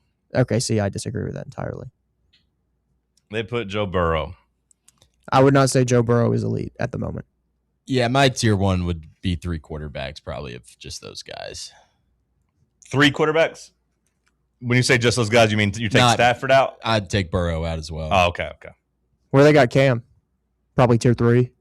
They got Cam ranked as the 25th best quarterback, in tier 3. It's pretty accurate. Who's directly above and below him? Right above Everyone him. in the same draft class. Yeah, it's just Jackson Dart and Tyler Shuck, which I don't know. Man, it's kind of surprising to me. Not going to get too mad arguing about one spot, but like Cam is the best quarterback in that draft. Yeah, like we really think Jackson Dart. I would just say I'd say it's a pretty fair argument to just reverse that. Yeah. Shuck, Ward, Dart from last year. I think I'd have less of a problem with Shuck being ahead of Cam Ward than I would with Jackson Dart. Daniel Jones' placement is crazy in this. Daniel Jones, where they got him, is number 21. Yeah, they're so much disrespect. Who's directly above and below him? CJ Stroud and Bryce Young, which real fall from grace for CJ Stroud. Yeah. Going from a guy that was probably nipping on the heels of tier 1. That's how people treated him after his first year. I would say he was nipping on the heels of tier 1. After his first year, people were ranking him. Go back and read the ESPN quarterback rankings from going into 2025. Yeah, I thought it was ridiculous. Well, I'm not saying it was right. I'm just saying people thought of him as right there, nipping on the heels of tier 1 as a borderline elite quarterback. He was probably borderline top 10, top 12 quarterback. Go back and read. He was well. I'm not disagreeing with you. Yeah. I'm sure they put him there. Go back and read. That was the conversation surrounding him. Some people already had him as a top 5 quarterback. I would have said he was very well established in the top 15, knocking on the door of top 10. Now he's probably closer to where they've got him. Well, they got him at 20 now. I would say that's probably pretty fair. The vibes are really low surrounding CJ Stroud. You said The Athletic put this out? Like Zion. Yeah, The Athletic put it out after talking to 50 executives and coaches. You say it's like Zion, Bubba? I was trying to think of his NBA comparison where they give in to the women too much, and then they kind of just... He did look a little chunky coming into the facility last week, too. I think him and Micah Parsons like toes too much. They went on that big media tour to Japan or whatever to go sumo wrestling and go all around the world. That's a good comparison, Bubba. I like the Zion CJ Stroud comparison. Now, it's not perfect. There's probably some NBA athlete that I just don't know. Well, I don't know what quarterback it would be if it's not CJ Stroud because, I know he's the number 2 pick in the draft, right? That's where he went. Was there a quarterback taken ahead of him that draft? CJ Stroud? Yeah. Was he the first quarterback taken whenever he went that high? Because Will Anderson went number 1, right? Mm-hmm. That was their whole thing was like they thought the Titans were trading up to get CJ Stroud. Right. So they took they took CJ Stroud and then first, traded back. and then they said, or did they take Anderson first? No, I believe they took Stroud first because they were worried about the Titans trading up. And then to they get said, him. screw it, we're trading up. We need Will Anderson too. Okay, fair enough. I had to work it out sometimes. I have to really think about it with these drafts. And that was okay. So he wasn't the first quarterback taken though. That was Bryce Young. Bryce Young was in that draft. Yeah, so Bryce Young went number 1. They took Anderson. Stroud at 2, and they took Will Anderson at 4. I think because the Titans. Anthony Richardson was 4. He was. Colts okay. took him. Yeah, at 4. Anderson was 3. They traded up to go back-to-back picks. Okay. So that's maybe where I draw. Just because Zion came in, Bubba was supposed to be generational, like a generational prospect, and CJ Stroud I don't think had hit that level, kind of as the number 2 guy. But after his first year, he was supposed. maybe not generational, but was on a trajectory to be maybe the face of the new guns for sure. So we talking Jaden Daniels in? Jaden Daniels kind of same thing. Kind of the number two guy taken that was, had a great year. Jaden Daniels better be careful because like the CJ Stroud comparisons are going to be nipping at his heels if that's the. So he's just got to stay healthy. Is his problem? Yeah. Because I've found the list now. They've got Caleb Williams directly above him, Baker Mayfield directly below him. I don't think that's that ridiculous. I'd maybe have Baker Mayfield one spot ahead of him, but. Well, don't get ahead of me. Tier 1 comes in. We talked about the elite. They got Lamar falling out of that elite tier. And I do think their rationale, I think, is fair, which was like, hey, Lamar Jackson wasn't really that dual threat guy last year. Lamar Jackson looked a little slower and wasn't the same rushing threat as years previous. Yeah, but Joe Burrow missed, 3/4 of the season, it felt like, last year. Yeah, but like at least I would say when Joe Burrow is healthy, and look, you don't under the lore of the show is I'm not a Joe Burrow guy really at all. So like you're arguing with the choir or preaching with the choir or arguing with an ally when it comes to Joe Burrow's overrated. But I would say at least when Joe Burrow plays, it isn't like his actual game has changed. When he's on the field, he's still kind of the same quarterback. He's just not on the field. Whereas with Lamar Jackson, when you look at his game, he definitely took a step back last year. Yeah, he did. But not only took a step back, it was just like the rushing went from damn near, flirting with 1,000 yards the 3 previous seasons. Or really pretty much every season he had been in the league, injuries or not, he was still kind of getting to that 700-yard mark. 2 years ago, or I guess 2 years ago, would be at 915 yards. The year he was, the first team All-Pro and kind of the, thought of as maybe the best quarterback in the league. Last year, that went down to 349 yards. He also was hurt for a good chunk of the year, too. We got to remember that. No, yeah, sure, but that's still, he played and started 13 games and had, really 13? Yeah. And it felt like much less than that. And went from 915 yards to 349. So it was a per game average still went down pretty significantly as well. You think he's tired of getting beat up?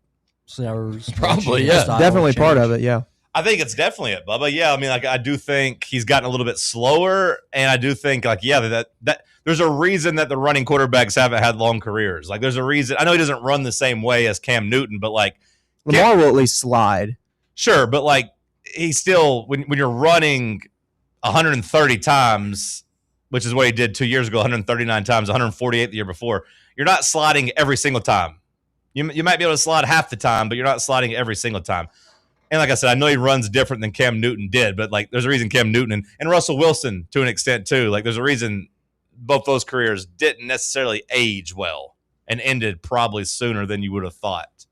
I've never really thought about the just play-by-play basis and how well-conditioned quarterbacks have to be. Because it's whether they're handing the ball off, their ankles and the quick movements right there and rotation and stuff. And it's doing that, getting absolutely just blasted, after you throw a pass. Yeah. No, and then having to take off and run the next way too. Ooh. Yeah. Especially because the Ravens like a lot of those deep drops on the handoffs and some sprints out to the off tackle for Henry. So those run plays aren't necessarily even a break for Lamar. But the rushing cratered. It went from, like I said, even if you just look at a yards per game average, he was hovering around 50, 54, 55, 60 yards in other seasons.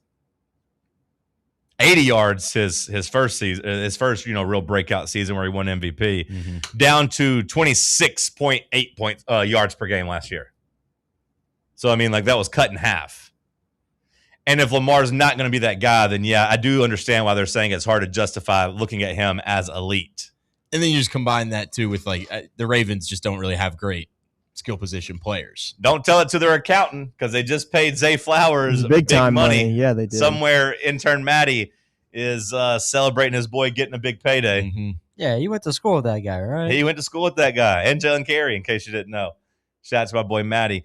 But Zay Flowers got paid like a top guy, which is a ridiculous statement to say, but it is true. He is one of the highest paid wide receivers of all time. That's just crazy. Seeing that yesterday I was just dumbfounded.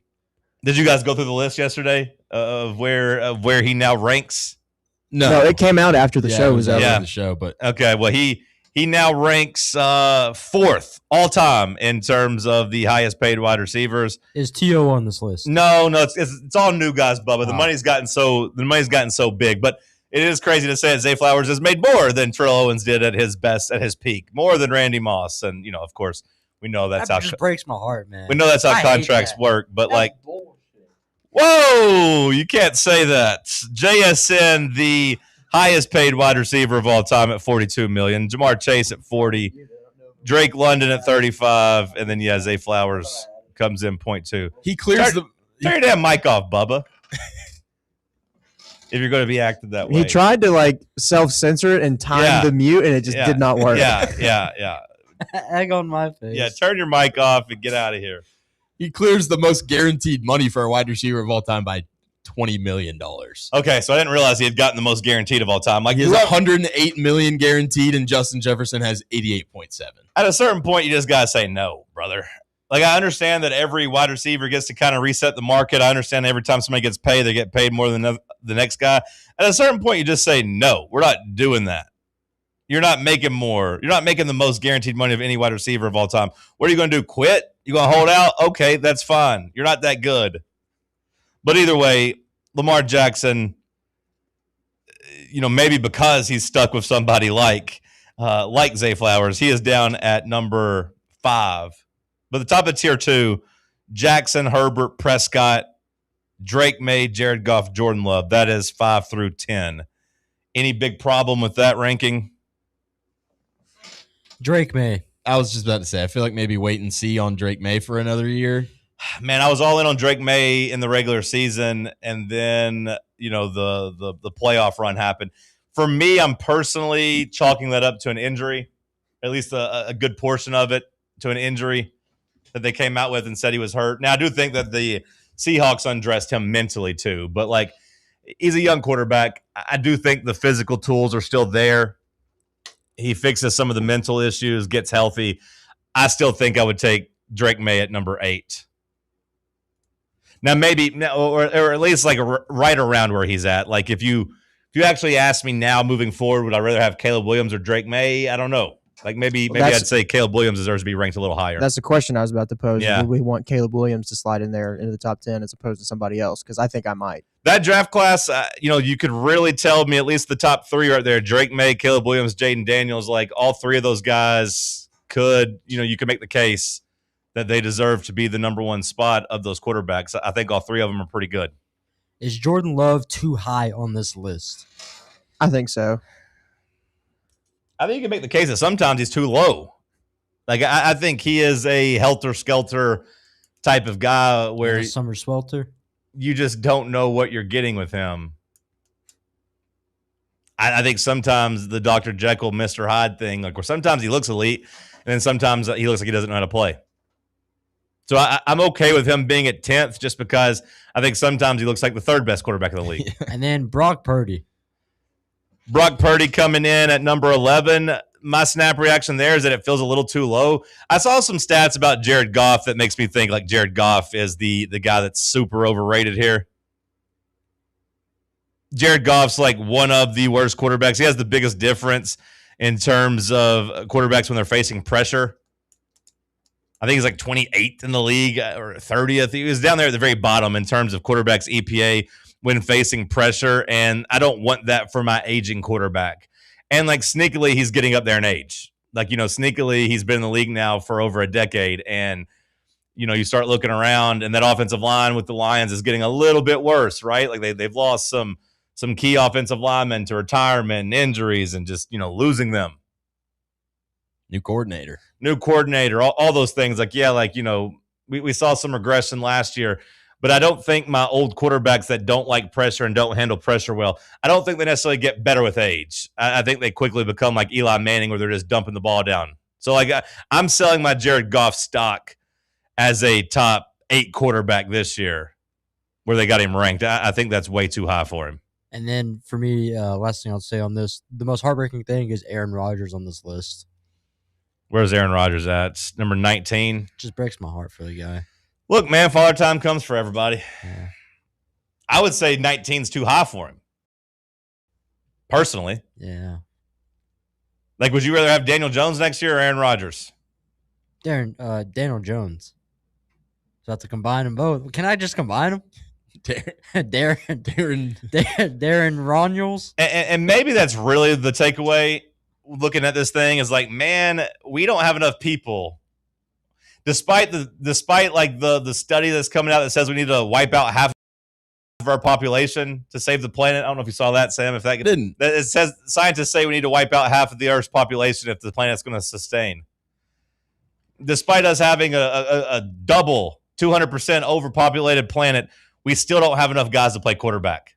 And then is what it feels like. We looking at this list, we have maybe shows you just how hard it is. 16 that I feel good about. And that's like me saying I feel good about Trevor Lawrence. Will Levis is begging to play quarterback, John. Well, when he says that there's not 32 guys better than him, hell, he might be right because like down at 31 and 32 are Deshaun Watson and Michael Penix, and like I think he both can those go guys play suck. quarterback for anybody other than the Tennessee Titans.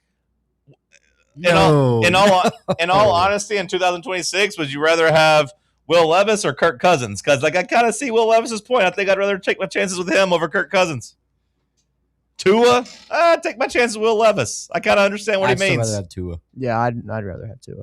Okay. I'd rather have Kirko than Levis. Not me. I might have Will Levis over Deshaun though. Okay. Which I don't know if this is over the weekend where Deshaun Watson was trying to make the case for signing an extension with the Browns. You guys see that? Yeah, we love it in Cleveland. Yeah, he's like, me and my wife, we bought a house on the east side. We love it here. Like, yeah, I'd be open to that. I'm like, you have to have some type of nerve or lack of self-awareness to steal $230 million from that team. And then, like, you know what? I'm open to taking some more from you. I know I haven't proven that I can play at a quarterback at an NFL level anymore at all. But, like, if you want to give me some more money, I do love Cleveland. And that's half the battle, getting players that want to be here. I love it here. You don't know anybody that loves Cleveland more than me. LeBron James don't want to come home? Couldn't be me. I'll stay here. I'll die here. I'm 10 toes down here. 20 toes down. My wife loves it too. We don't want to leave. Of the guys, Sam, in Tier 3, Bo Nix, starting at number 18, Rodgers, Stroud, Jones, Bryce Young, Kyler Murray, Jackson Dart, Cam Ward, Tyler Shuck, Tua, and Kirk. Who do you have the most confidence in kind of playing their way into Tier 2? Is there a name that stands out this year? I mean, you are going to call it. People are going to call me biased, but I do think Cam Ward can go do that. Besides Cam Ward, Tyler Shuck. Yeah. I can't quit him and I can't quit this damn team. But when I see Kyler Murray there at 23, I'm like, hey, what's stopping him from at least getting back to where he's ahead of Trevor Lawrence and Jalen Hurts? Like getting there at like number 16. I'm buying the Kyler Murray stock.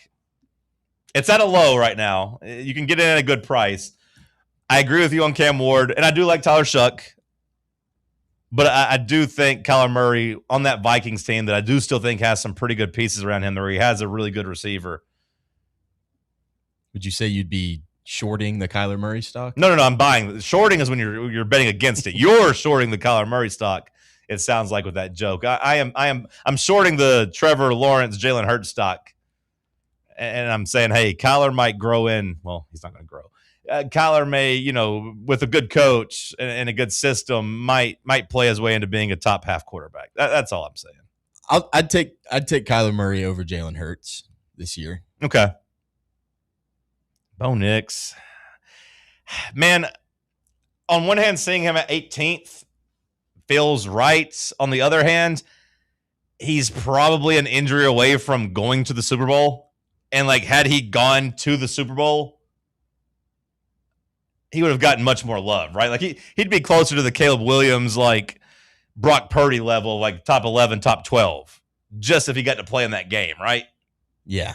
Because you don't put quarterbacks that take their team to the Super Bowl at number 18. I'm kind of surprised they have Darnold at 14. Well, I was going to say, unless you're Jalen Hurts and you won a Super Bowl and you're still at 17, or you're Sam Darnold and you won a Super Bowl and you're tied at 14th. Maybe that doesn't matter anymore. Maybe it's more of a team game now. I don't know. It just felt a little bit bad for Bo Nix because I do think they would have gone to the Super Bowl. They would have beaten that Patriots team. Hell, they almost beat them with with old boy from Auburn. Yeah, they almost beat him without him. What was his name? Jared Stidham. Yeah, I kept wanting to say Bo again, but I was like, that's what I'm thinking of. Cam Ward, number 25. Sean Payton might have let Bill Belichick coach in that game against the Patriots. If Bill would have asked, he might have. Yeah. What a crazy story that was, where Sean Payton, did you see that, Bubba, where Sean Payton talked about how he was going to go to the owner? Chair? Yeah. He was going to go to the owner and be like, hey, let Bill coach just long enough to break the all-time record, because that's how much respect I have for him as a fellow guy that's cheated and been in trouble for it. I kind of gave respect game. He didn't do it, so don't respect it too much. He didn't get it done. At this time next year, Cam Ward will be what number on this list? He's at 25 right now. Cam Ward will be where next year? 16. 19. Okay, so both of you got him going up, Sam? Like 13 or 14. You really wanted to say like 9th. I could see it. Yeah, I do. Sam wants to say top 10. I would love to say believe in him. Like I irrationally believe in him. I do too, but I think if moving it's not up with us, it's with somebody else. I think Like, you moving have up a 7 Darnold. spots is realistic. I don't think he's moving up, 20 spots or anything like that. But I think he'll be in the top half of the league. I feel like I'm in a good spot right now, though. I do love my quarterbacks for both my teams. I do love Cam Ward. I do love Faison Brandon. As a Titans-Vols combo, we've had some dark days at quarterback, and I do feel like we're in a pretty good spot. I want to see Faison play first before I jump to any conclusions. But Sure.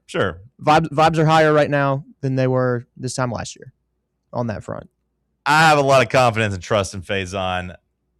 I will say I love my quarterback. There is something else I want to talk about this list, though. We'll dive into that after the break, Bubba. Send us there. It's Talk Sports on Fan Run Radio. Start your morning off with your daily dose of Talk Sports with John Reed and Cody McClure from 8 to 11, right here on the flagship station for Tennessee fans, Fan Run Radio. What kind of day is it? It's a White Claw day. Grab a pack, grab your friends. Everything else in life can wait. Your friends shouldn't. Let's go. White Claw. Grab life by the claw. Please drink responsibly. Hard seltzer with flavors. White Claw Seltzer Works, Chicago, Illinois. September 10th isn't just a sale, it's an experience. Join us as Liquor Vault celebrates its first anniversary with the biggest savings event of the year.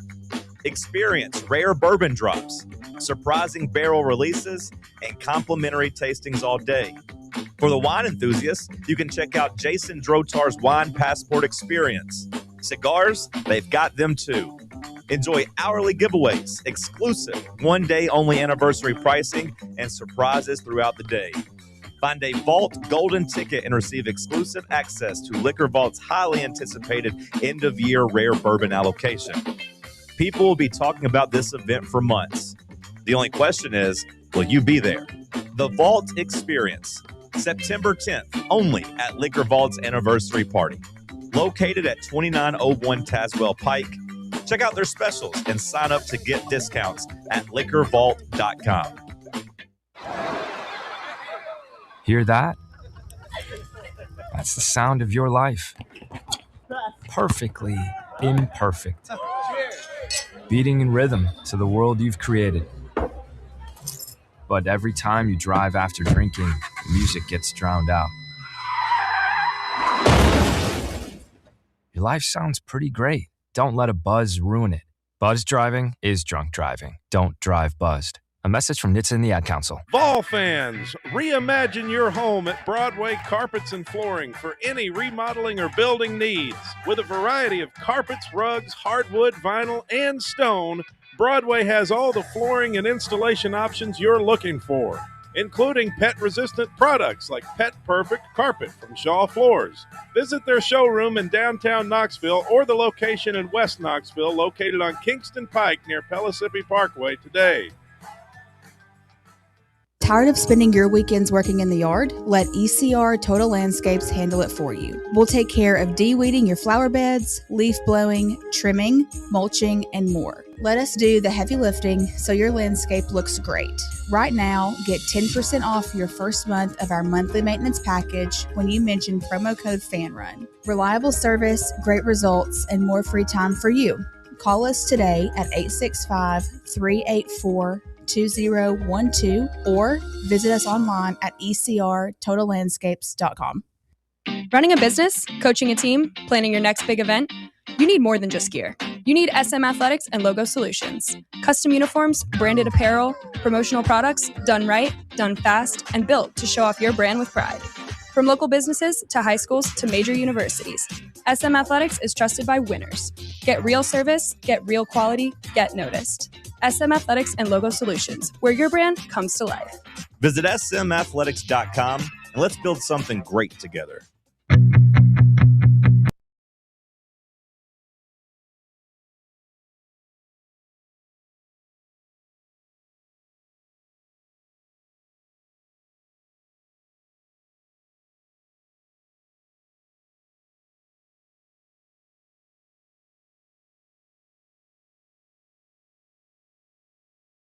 Backs, really every tier, but in particular tier 1. It does feel like we are in danger or on the cusp of a changing of the guard. Now, I don't know what quarterbacks are ready to step up in that tier 1, but when I look at Mahomes, I don't know how many videos you guys have watched coming out of Chiefs camp. They look awful. The receivers are getting hurt. They don't even have that many receivers to start with. They can't catch. Travis Kelce, of course, is old and a little chunky and married, not necessarily in love with football anymore. Mahomes is coming off of an injury. I don't know how many more years we'll look at Mahomes as this clear-cut number 1 elite guy. Matthew Stafford, of course, we know that he is, long in the tooth. We know he is old. We don't know how many more years he will have at an MVP elite level. Maybe this year, or maybe he takes a bad shot early in the season and gets hurt and it's never the same. Joe Burrow and Lamar Jackson, we kind of talked about both of them with their injury histories and neither guy really being able to just make you feel confident they're going to stay on the field or at least age well. In Lamar's case with the running. Josh Allen, I feel like, is a pretty safe bet. But, to be fair, he's one of those running quarterbacks we talk about with Lamar. He does some of that running. He's a mix of Lamar and Cam Newton with the way they try to use him, power running at times. So I do look at this tier 1, and I have a lot more questions about them for this season and just moving forward. It feels like we might be headed for like a changing of the guard. Which 4 would you replace? Maybe that. Or maybe just the 3 in that sense that you're talking about. I mean, Herbert. Who would be like your changing of the guard 3? Herbert's the same age as Burrow, or at least, same draft class. So, it feels weird to talk about him being next up as Burrow gets older. But, I do think Herbert is knocking on the door right there. I mean, of course, you throw him with Harbaugh, who I give credit for being a great offensive coach. And now you pair him with Mike McDaniel, who I do think is a great offensive coach. Mm-hmm. I think the weapons are there in place. He's married. Maybe he gets a boost from that. He's got a little confidence about him now. He doesn't have to be so insecure. Maybe he's a little too in love, though. Did you see that video of him on the practice field? Possibly. But Josh Allen seems pretty in love with Haley, and, it's worked for him. But, I do think, it might be time for Herbert to jump into there. Like I said, Drake May, maybe if he puts it together for another season. Caleb Williams and Jaden Daniels all kind of have chances of getting there. So I would say one of those guys. But last year in general was a crazy season when you look at the NFL. Super Bowl alone, I mean, you look and see that a plus 6,000 in the preseason Seahawks beat a plus 8,000 Patriots. That's typically not how it's gone the last handful of years. It's always been kind of in that 10-1 range at most. But the 9 teams with the most wins over, basically from COVID up until 2024, the Chiefs, the Bills, this is going in order of most wins. Chiefs, Bills, Packers, Ravens, Eagles, Bucks, Steelers, Cowboys, Vikings. That's been the class of the league over the last, half decade. Did you notice anything about those 9 teams? I'm going to read them for you one more time. Chiefs, Bills, Packers, Ravens, Eagles, Bucks, Steelers, Cowboys, Vikings. Did anything stand out to you of those 9 top teams? Seems like a lot of pretty solid defenses to me. Okay, solid defenses. Okay, sure. Of those 9 teams last year, 5 of them missed the playoffs. Chiefs, Ravens, Bucks, Cowboys, and Vikings. Only one of them even won a playoff game of the top 9 teams. Chiefs, Bills, Packers, Ravens, Eagles, Bucks, Steelers, Cowboys, Vikings. Only the Bills won a playoff game. And I don't know if you remember their playoff win, but it wasn't pretty. Yeah, it wasn't a pretty game against the Jacksonville Jaguars. So, like, you look at that and you see, like, okay, so we're already kind of shifting maybe to a changing of the guard just teams and franchise-wise. And then I see his quarterbacks. I'm like, okay, it kind of makes sense when you look at the quarterbacks of the Chiefs and you know, the Ravens and Jalen Hurts at the Eagles and Baker kind of regressing and Aaron Rodgers, you know, just all those quarterbacks. And the Vikings, of course, dealt with that too. And even more so, just those same 9 teams, the Chiefs this upcoming year, replacing their offensive coordinator. The Bills fired their head coach. The Packers replacing their defensive coordinator. He didn't get fired. He left for another job, but they're still finding a new DC. Ravens fired their head coach. Eagles fired their OC. Bucks fired their OC. Steelers, new coach. Cowboys, new defensive coordinator after firing their old one. My Vikings, the only team that's made no changes. And they got their coaching staff back in line. But, like, I look at that and I'm just like, okay, so, like, we're headed to, like, a weird part of the NFL where maybe this year is going to be more like last year where you just get some teams coming from out of nowhere that have this big success. Because the quote-unquote stable elite teams at the top all kind of thrown into turmoil and already headed down the regression slide maybe when you look and see that 5 of those 9 teams missed the playoffs last year. The Packers, Eagles, and Steelers lost in the playoffs, and that only the Bills won a game. Is it just becoming more and more of a team game, you think, instead of just like those top tier superstar guys being able to just carry their team all the way through? Possibly. Like, you see that in the NBA, you know, with the Knicks. It wasn't like it's not a big 3 league anymore. It's just have 9 guys that can all play, led by maybe one superstar and one good tier 2 guy, and then a whole bunch of role players. Maybe there's something to that with, like, hey, the Seahawks, Sam Darnold was fine, but, like, they just had a really nasty defense and a really good coach and a wide receiver that dominated. I don't know if that's, you know, replicable, you know, year in, year out. Mm-hmm. Because, like, last year, you know, the Patriots also just really benefited from having a really, really, really, and then a really, really path in the playoffs. Yeah. They weren't the best team in the AFC last year, I don't think. I don't think it's a hot take. They just kind of were the last team standing somehow. We'll see this year, though. Something to keep in mind. Also, just one last thing on that. You know, going into last year, only 5 teams had odds to win the Super Bowl of 20-1 or shorter. Chiefs, Eagles, Bills, Ravens, and Lions. So, like, you know, you had your kind of clear-cut favorites. This year, 14.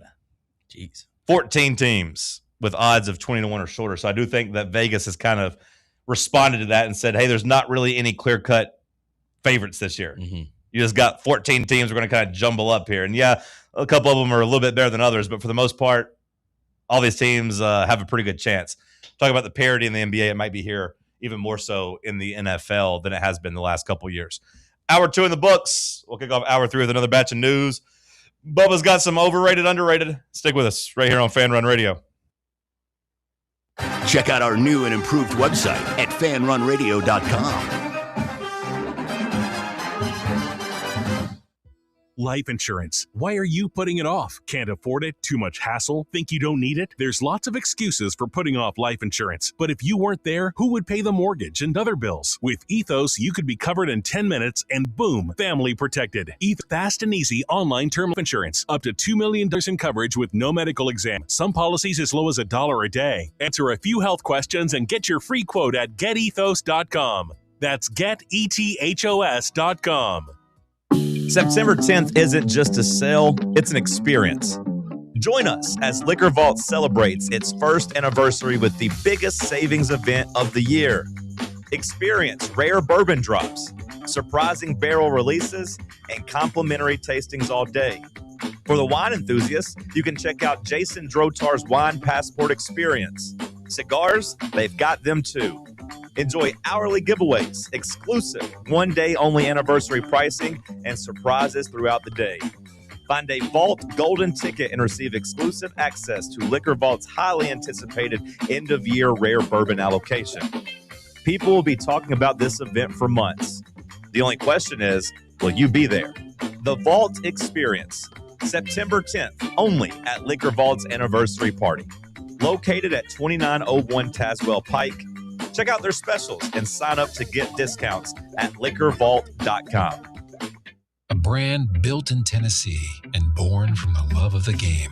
Inward Half revolutionizes golfing comfort. Crafted by a former pro and dedicated enthusiast just like you, our luxury performance wear guarantees you stay cool and comfortable through every swing and every day. We're not just a brand. We've set out to create a lifestyle for those who understand that impeccable style and premium performance are a hole-in-one. Enjoy the walk-in with Inward Half. Citizens National Bank. Experience the thrill of traveling with C&B's exclusive travel program. Customers age 50 and above with a Plus Perks checking account can participate, ensuring a safe and delightful travel adventure. Take a day trip or an overnight trip. Travel domestic or international. C&B is always on the go. Citizens National Bank. Banking never felt so good. Member FDIC. Hi, this is Dr. Stephen Malone at Knoxville Smiles. Has it been a while since your last dental visit? If so, I'd like to invite you to come see us. At Knoxville Smiles, it's our vision to provide the best dental care in town in a relaxed, friendly environment. So if it's been a while and you've been putting it off, don't wait any longer. Come see us at Knoxville Smiles. You can schedule an appointment online at knoxvillesmiles.com or by phone at 865-539-1776. Blackford Veterinary Surgery Referral specializes in surgeries not regularly performed by your pet's general veterinarian. They're currently accepting referrals from vets all across the country. With their newly renovated state-of-the-art surgery center and highly trained staff, clients can rely on professional and thorough care. If your vet says that your pet needs surgery or rehab, ask for a referral to Blackford Vet and let them get your best friend back on its feet. Located conveniently in West Knoxville. For more information, visit blackfordvetsurgery.com. Welcome to Axle Logistics, where excellence isn't just a goal, it's an energy. As a leading third-party logistics company, Axle is powered by an award-winning culture built on a work-hard, play-hard mentality. Here, the drive for success is contagious and hard work never goes unnoticed. Whether you're just starting out or looking to level up, Axle Logistics is the place to launch your career. Join us and take your ambition to the stars. To learn more, visit axlelogistics.com. You're listening to FM 105.7 and AM 1340, WKGN Knoxville, and W289CU Knoxville, Fan Run Radio. Round 3. The world's greatest radio show. The world's greatest radio show in Tennessee. Power rankings, Tuesday trivia. John Reed and Cody going wild, no Olivia. Wood grain on my leather seats. I got the whole team eating like I'm Johnny Eats. Morning booming from 7 to 10. Ay. Talk sports while I'm chewing a Zen. Ay. Talk sports while I'm riding to work. All the ops take a ride in a herd. Hour number 3 kicking off here in the White Claw Hard Seltzer Studios. This batch of headlines is brought to you by our friends here at SM Athletics. You know the drill by now. You need some merchandise. You need some gear. You want to make some shirts. Got a bachelor party coming up. You need 100 T-shirts for your club. SM Athletics. Spanky, Tim, Madison, Trevor. They'll get you right here. SMathletics.com, or you can give them a call at 865-966-3434. Don't just do an online order where you don't know what kind of customer service you're going to get. Shop local. Shop with people you trust. All right, Josh, kick us off. Hour 3 headlines. First one I've got is an interesting one. This happened in Wales. A man was arrested after dressing as the Grim Reaper and climbing onto a hospital roof and staring at patients and visitors. That's mean. That man should be arrested just for being a jerk. There's a picture of it too, Bubba, if you want to see that. There ain't no way to act. People are in the hospital. I don't know what type of hospital it is, or like how serious it was. But I feel like if you're in the hospital, you're going to be scared about your life. It was a 26-year-old man. He was fined €200. What a jerk! Somebody needs to beat his ass. I think the better part is that he was previously caught stealing kitty litter from a pet store. Oh, so this guy's just a real rascal, huh? He's just doing quests. Okay. Well, he's still a jackass, and somebody needs to whip his ass. What else do you have to do that's better in Wales? Go get some money so you don't have to steal kitty litter. Go get a job so you can just buy the kitty litter. Go watch some footy. Yeah, Wales has some good football. Get yourself a pint. Scran or no scran. At least it wasn't like a funeral home. At least, or old folks' home. Mm-hmm. Nursing home. It'd be a little bit more awkward just walking around a nursing home. That's an idea for a movie, and I'm taking that. That's an idea for what? A movie, and I'm taking that idea. You're going to write a movie? Yeah. About the Grim Reaper just walking around nursing homes? Yep. Well, I don't think I'm going to be watching that one. Skip! Just like Ice Cream Man. My algorithm has been just completely filled with people just bashing that new Eli Roth movie, Ice Cream Man, calling it like basically the worst movie they've ever seen. You see anything about this? You know who Eli Roth is? I mean, I don't even know who that is. Eli Roth is a filmmaker, and he had a little run back in the day. He did Cabin Fever and like Hostel, which I mean were pretty both well received, or at least like interesting. He had a little bit of a comeback a couple years ago with Thanksgiving. I thought Thanksgiving was pretty good, although it made the boss's wife mad because I told them it was good, and they watched it as a family, and it was like really gory, and like they put somebody in an oven and bake them. I was like, well, I didn't tell you to watch it. Yeah, I told you I liked it. I didn't tell you that you had to like it, but yeah, now he's doing like this guy played the Bear Jew in Inglourious Bastards. I don't know if you like. I don't know.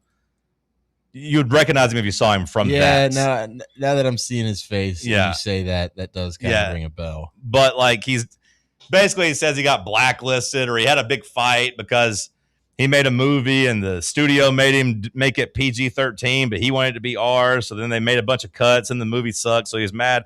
So I'm going to go fund this movie myself. I'm going to go do this and make this movie about an ice cream man that kills people.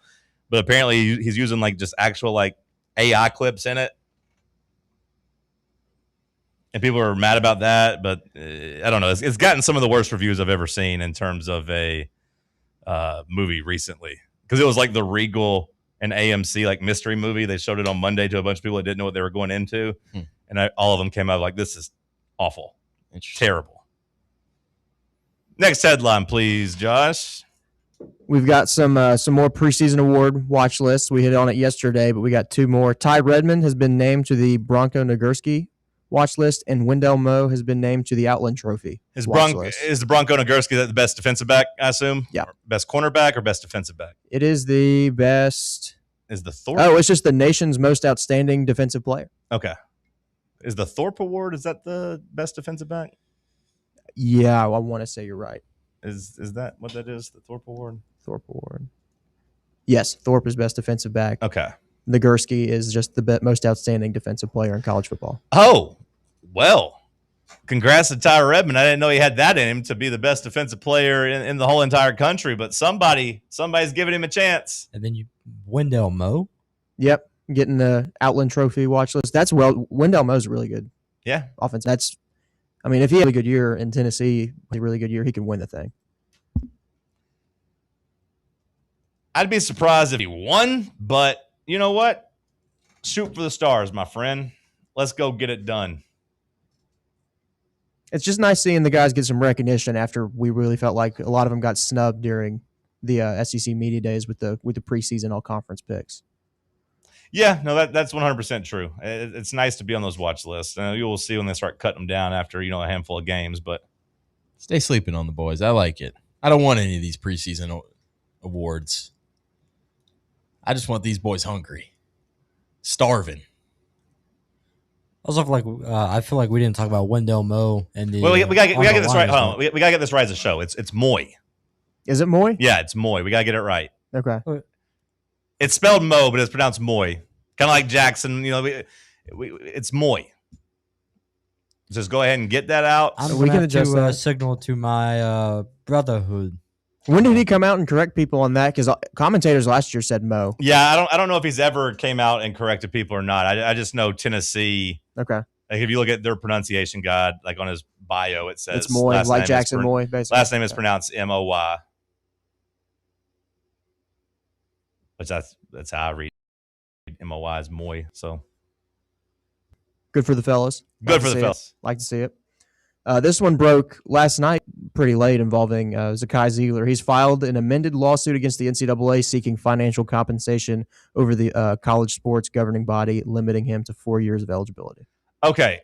So he's not fighting to try to come back to play. He's just trying to be like, hey, you cost me money. Now you should owe me more money than I would have made. Because he's claiming he could have made, I want to say, between $2 and $4 million for a fifth year, and now he's suing the NCAA for 12. You're allowed to, in your lawsuits, you're allowed to sue up to 3 times the amounts of just for damages and what you could have done with the money and whatever. So he's probably suing for 12, hoping they settle with 6 or something like that.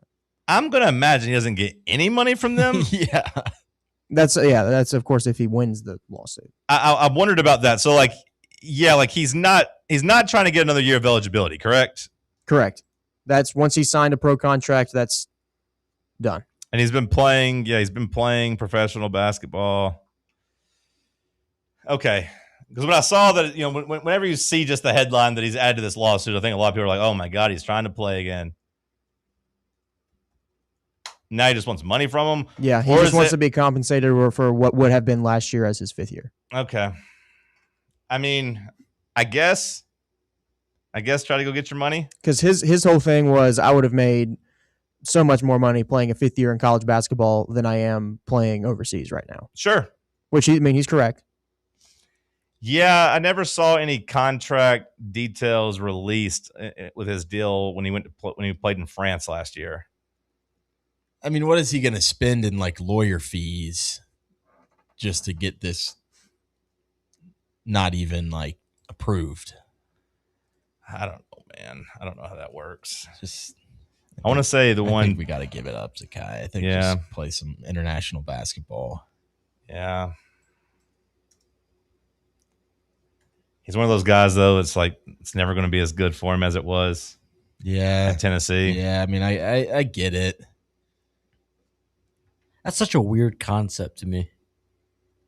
I feel like at that time, it's you just got to take your losses and what could have been. I could have made this much money. Mm-hmm. I mean, if there's a way to succeed in suing, hey, you screwed me out of money, you owe me.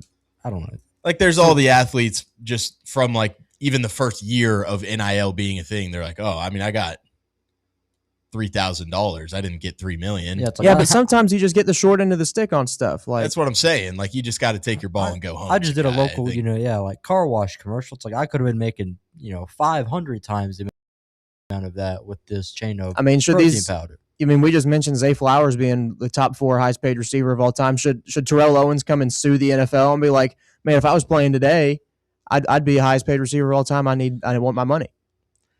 I know he's asking for $12 million, but do you think if the NCAA was hey, we won't give you $12 million, but hey, you can play a 5th season?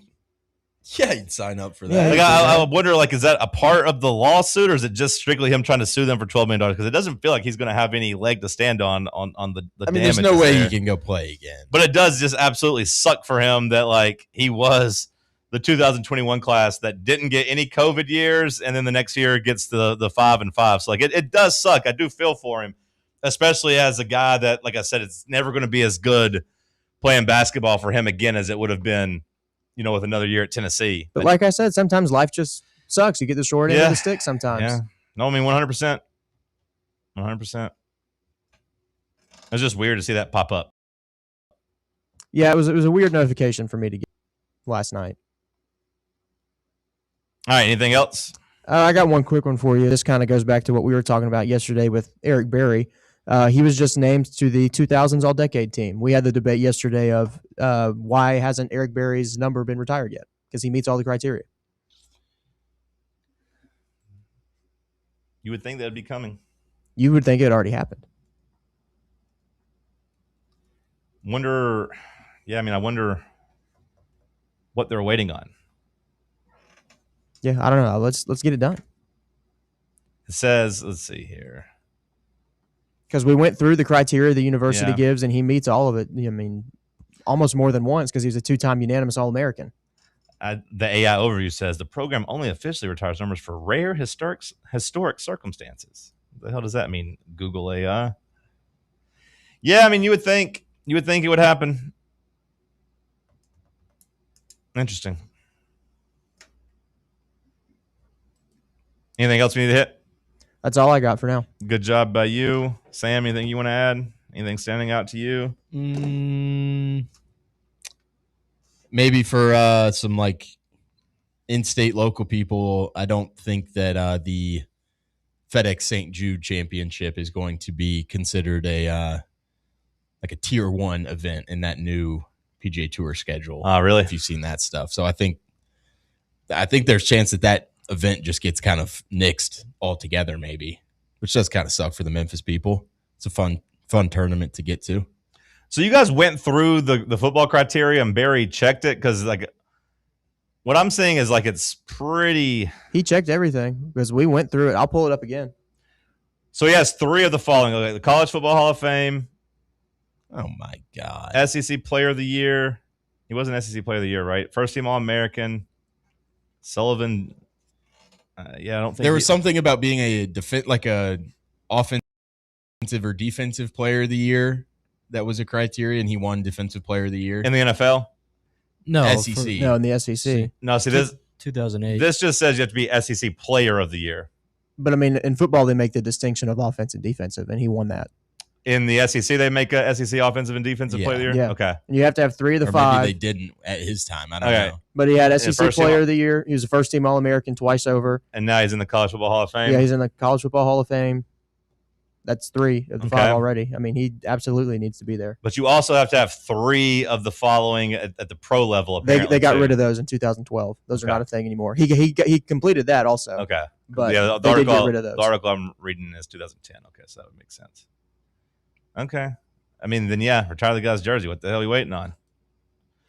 Even without, I hate when you have to jump through certain hoops. Like it should just be a poll the fan base type of thing. Yeah. Like I don't care if Chris Lofton didn't do a certain thing. Like I don't care if you have to like jump through some hoops to like bend the rules. Do Tennessee basketball fans think Chris Lofton's jersey should be retired? Yes. Do all Tennessee football fans think Eric Berry deserves his jersey to be retired? I'd say like 90% of them would be like, yes. Because if not him, we'll probably never retire another jersey again. I don't know if we would ever have. I don't know what the percentage of chance or whatever would be that we'd ever have a player better than him moving forward, or at least like in the next 20 years. Somebody that was as good at both levels, like college and pro, as he was. I think they're just hoping for a Heisman winner from Tennessee. Yeah, sure. I mean, we might have somebody win a Heisman. Yeah, DGG? maybe.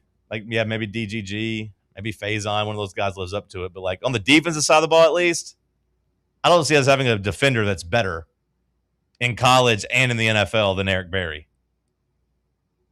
Moving forward, not talking about Reggie White, of course. And if we do, that guy's going to be pretty damn special too, or we should retire that guy's jersey. But like, if you can clearly say that he's the best defender we've had, and you could say, what, a 30-year stretch of Tennessee football?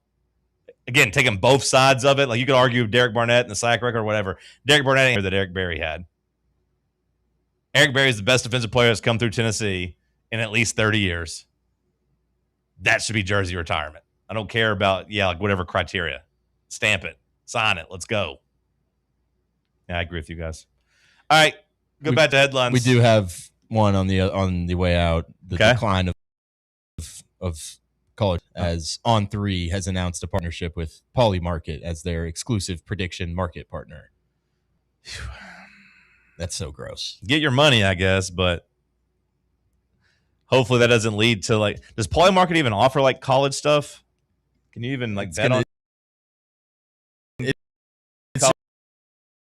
It's going to turn into like transfer portal season of You so can't and bet, so land. You can't bet on that, right? It works. I've just put that off to the side. I don't view them as. I haven't seen them offering that yet. I know they like they got into it with like the NBA free agency. Like, well, where's Giannis going to end up, and where's LeBron? And they said like I think they said like $90 million was bet on like where LeBron was going to end up.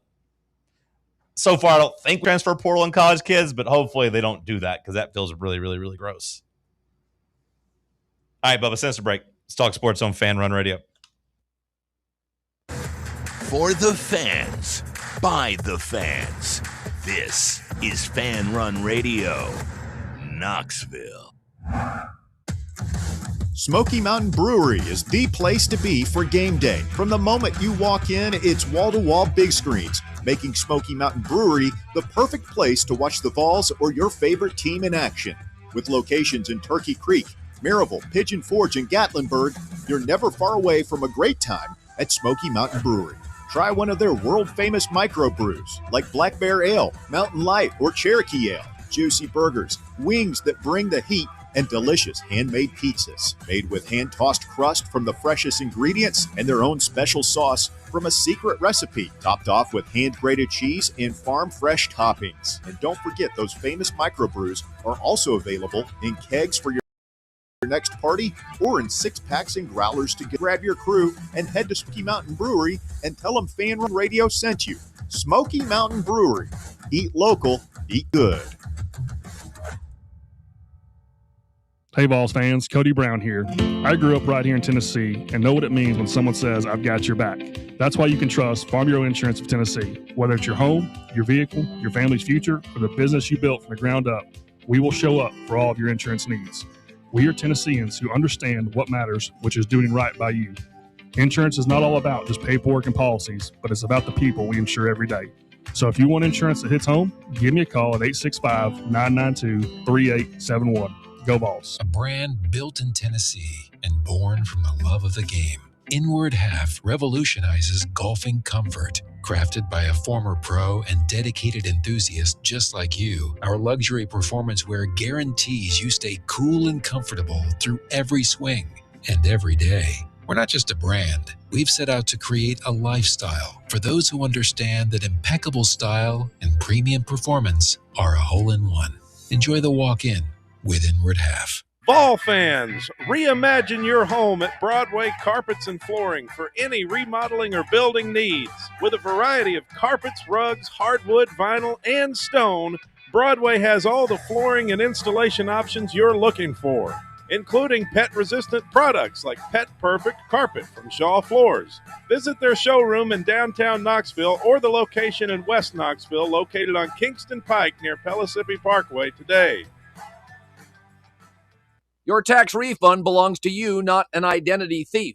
Over $6 billion in tax refunds were flagged by the IRS for possible identity theft last year. If you're in a bind this tax season, LifeLock can help. They monitor and alert you to identity threats you'd miss on your own, even if you're careful with your personal information. And if you do become a victim of tax-related identity fraud, LifeLock has U.S.-based restoration specialists ready to help solve your identity theft issue. Plus, all LifeLock plans are backed by the $1 Million Protection Package, meaning LifeLock will reimburse you up to the limits of your plan if you lose money due to identity theft. Let LifeLock help protect your financial info, so all you have to worry about is what you do with your tax refund. Go to LifeLock.com, save up to 25% off your first year. The promo code is HERD, promo code HERD, to save up to 25% off your first year. LifeLock.com. Identity theft protection starts here.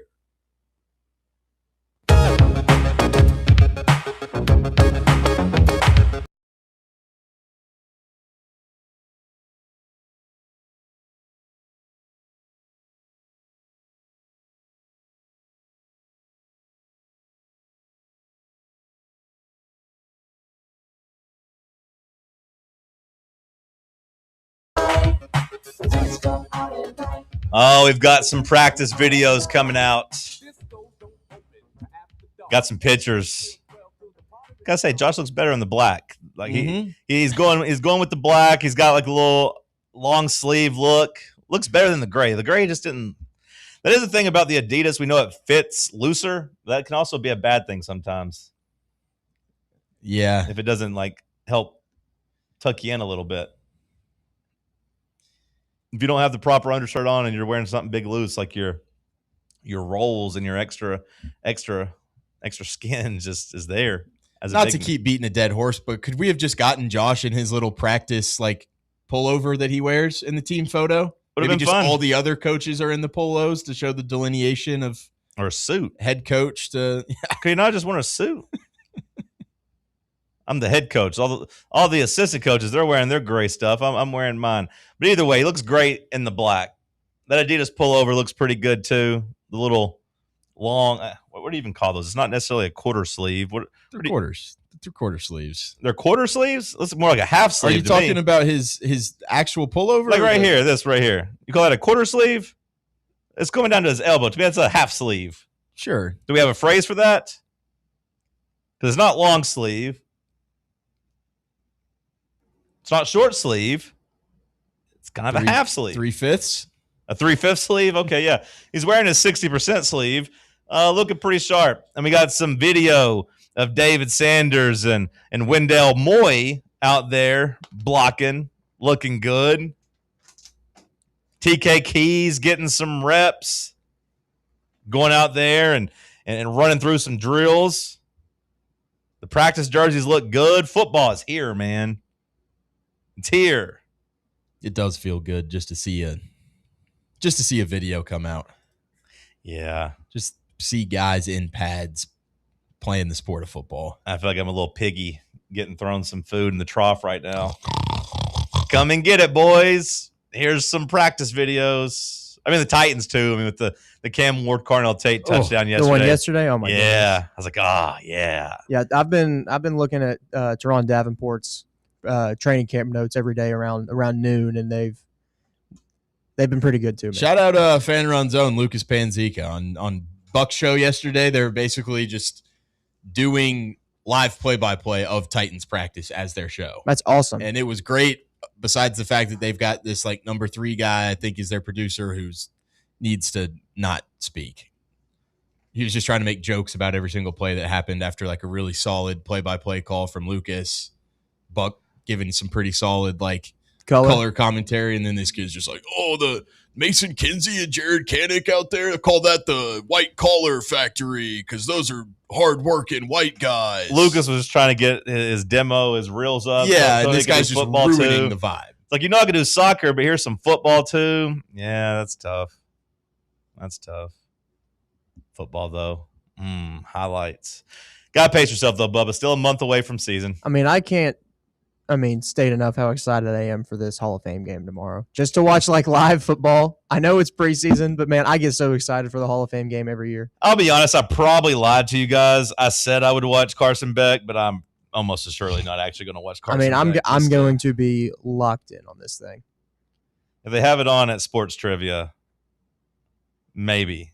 I'm going to go defend my title tomorrow. All challengers are welcome at Barley's to play some sports trivia at 7. If you want to start at the title, I'll be there playing sports trivia. So if they have it on there, I guess I'll watch it. But otherwise, no, I won't be doing that because I think, Bubba, the Hall of Fame game is overrated. Very overrated. Overrated. Very overrated. It's overrated. Overrated, my friend. Overrated. I'm going to tell you why. I think that's a solid rated right there. It's perfect rated. He underrated, man. He got some swag. He has some real swag. Lobsters are underrated. They don't die. Underrated and overrated. It's overrated. Underrated. Here on Talk Sports. Let's go. When I went to a concert recently, and many concerts I've been to in the past, there's something that just doesn't happen anymore. And maybe it's the freak of me, but not enough people flashing at concerts. So are concert flashers overrated or underrated? What do you mean by flashers? What are you referring to, Bubba? Pulling up their shirt? Put your iPhone flashlights in the air and wave it around. Yeah, what are you talking about? Don't show me. You don't have to. If you're going to show me, don't half-ass it. Pull the shirt all the way up, buddy. Let's see it. Oh yeah, there's something for the YouTube audience. They should have to pay to see that. Yikes! You know, few things in life make people as happy than a good flashing. Yeah. It doesn't even have to necessarily be sexual in nature, but like you saw the girl at the English bar whenever England scored. She took her top, she pulled her top off. Yeah. Everybody there was so happy. She had a good time. I don't know what the rest of her day was. You know what I mean? Like once you become the flasher at the concert, does that just attract creeps? Like does that woman have to fight them off? Like, wow, she was willing to pull her shirt up for everybody. I'm going to try to holler at her. Then that gets a little creepy and that becomes a little unbecoming. But like, otherwise, just, hey, cheer. And then you go about your business. Now, I don't know how I'd feel if I was in the bar and that was my woman that did that. Maybe I'd be a little upset or maybe I'd just be like, she's crazy. We had also the hockey girl. Didn't she go viral? Yeah, but then she went into like hiding. I do think that like what you talk about, it's all fun and games pre-flashing and then during it. But then like, what do you do when you just sit back down in the crowd? Yeah, so ultimately I'm going to go it's underrated because I do think just that simple gesture just makes everybody happy, men and women alike. Everyone's unified at that moment of just like, yeah, boobs, yeah. But what if that was your girl? Well, you might be upset if it was your girl. I don't know. You'd have to ask the person who's with that girl. And then the relationship's ruined. And maybe it's not. Maybe they don't care. Maybe they're like, hey, you know what? She's coming home with me and you're not going to bother her. Like, whatever. She wants to feel free. She wants some beats, whatever. Some of those concerts are weird, man. Some people are into some weird stuff. But again, I acknowledge, Bub, I don't know how I'd feel if it was my woman doing it. But if it's somebody else's woman doing it, I'm like, yeah, boobs. And you know what my fiance does too? Yeah, boobs, because everyone likes it. Now, again, I don't know if anybody's going to harass that girl afterwards, and that's the dark side of flashing. Like, imagine being a girl at a concert and you show your boobs, you're trying to pop the crowd, then you turn around and Bubba's just staring at you. And the next thing you know, you're going to get a drink, and all of a sudden Bubba's just there next to you when you're getting a drink. That might make you feel a little uncomfortable. I don't know. I almost feel like you have to find like-minded flashers before you do the flashing. Yeah, you would need a tandem, duo? or you at least need just like some people around you, just so that you're not. Because I do think if you're like the isolated flasher, you can't do it by yourself. Become a target. If you're a woman walking around by yourself, don't do it. Right. I'm picturing like you're on your husband's shoulders and he's protecting you or something. But if it's like a group of like 4 friends doing it, I feel like most people do the reaction of yeah, boobs. And then they kind of just go, oh, that's a group of friends just having a really good time at this concert or festival. But the one person, it's like there are going to be those predatory people that go, oh yeah, I'm looking at her now. Yeah. Back in the day, Triple H was. There's a video of him where he's like, oh yeah, you pull him down. I remember the video and I like it. You know what she did? She pulled him down. And you know what everybody did? Yeah, boobs. He's like, no, all the way, which is really creepy because now he's like running the company, but he's just like, you. And she did it. It was growing up, man. I wanted to go to Mardi Gras so bad and throw beads. I wanted to see the girls going wild. They said they were having the time of their life. You know why? Because they were. Who was the first person to flash for Mardi Gras? Like probably a group of girls. But like I guess or maybe somebody has got their hog out and who was just like party. I'm just throwing like a lot of beads at this person for doing that. Like who it does feel like not a fair trade. This is pretty fair to me. I don't know. For their sake, the flashers' sake. It's definitely fair for the. Did you ever see this video? Like this is what we grew up with on wrestling here. Just right in the middle of the show, she has a sign saying Triple H or whatever. He's like, no, move those signs. You take them out. Let's see it. This feels kind of staged. Is I this don't know random? I don't know if it is or not. This is what we used to go on wrestling all the time. There we go. No, he's like, no, all the way. She tries to show the bra all the way. And then boom. Then everyone's like, yeah. Everyone's so excited.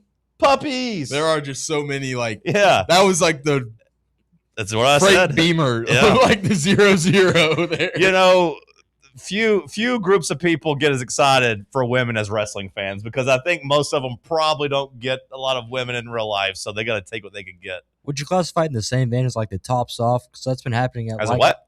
The Tops off? Yeah, like the baseball and other sporting events where the dudes will just be in the like Oh. upper deck, and then now just a whole crew of people. No, that's more about camaraderie. That's not about guys getting shirtless. That's just guys And going then like up there little and kids being, on the dance cam too. When it's like, oh, they're on the dance cam. So what do? They just take the shirt off and start waving it around. That's just kids being crazy. No, see, those are two different things. Okay. To me, like the bros up there swinging their shirts, because that went viral whenever their team was getting beat by like 50 points, right? So that came about just like, yeah, students standing together. And that was kind of wholesome. The kids, I just don't think kids got a lot of dance moves. If you're not a kid that plays Fortnite, I don't know what moves you pull off. So you just got to go with the shirt off and twist it. Maybe do a little floss with it. Like, I don't know. What else you got, Bubba? John, I don't know if this affects you directly, but it affects a lot of people. Life insurance. Oh, okay. Is life insurance overrated or underrated? Bubba, I feel like the only way it's underrated is if you die. If you're paying for life insurance while you're still alive, you're not using it. So it'd be a little overrated. Now, maybe the peace of mind.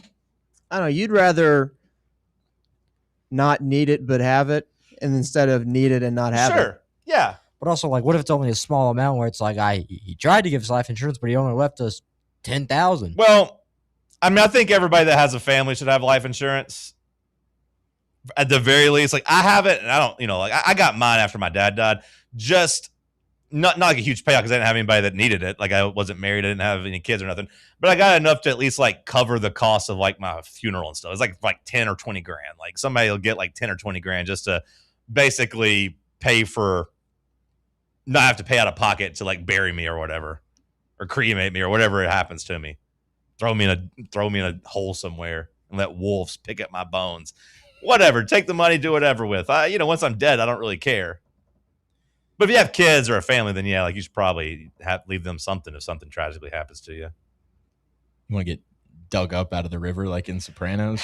I mean, I don't really want to, but whatever. I'll be dead, brother. Like, just don't. If you're gonna just bury me loose in a hole like near my home, like if I have kids, like at least take me far enough away, like where dogs won't bring my head up to them or something, or like bring up bones and like scar my kids with it. At least do it somewhere else. Throw me in the water somewhere. I don't know.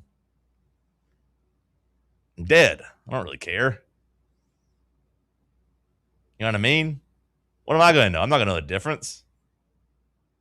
I guess you could just throw me in a dumpster if you really wanted to. What's the difference? Okay, it's making me uneasy. There's a quote from Mike Vrabel where he's talking about one of his receivers at practice. Mm-hmm.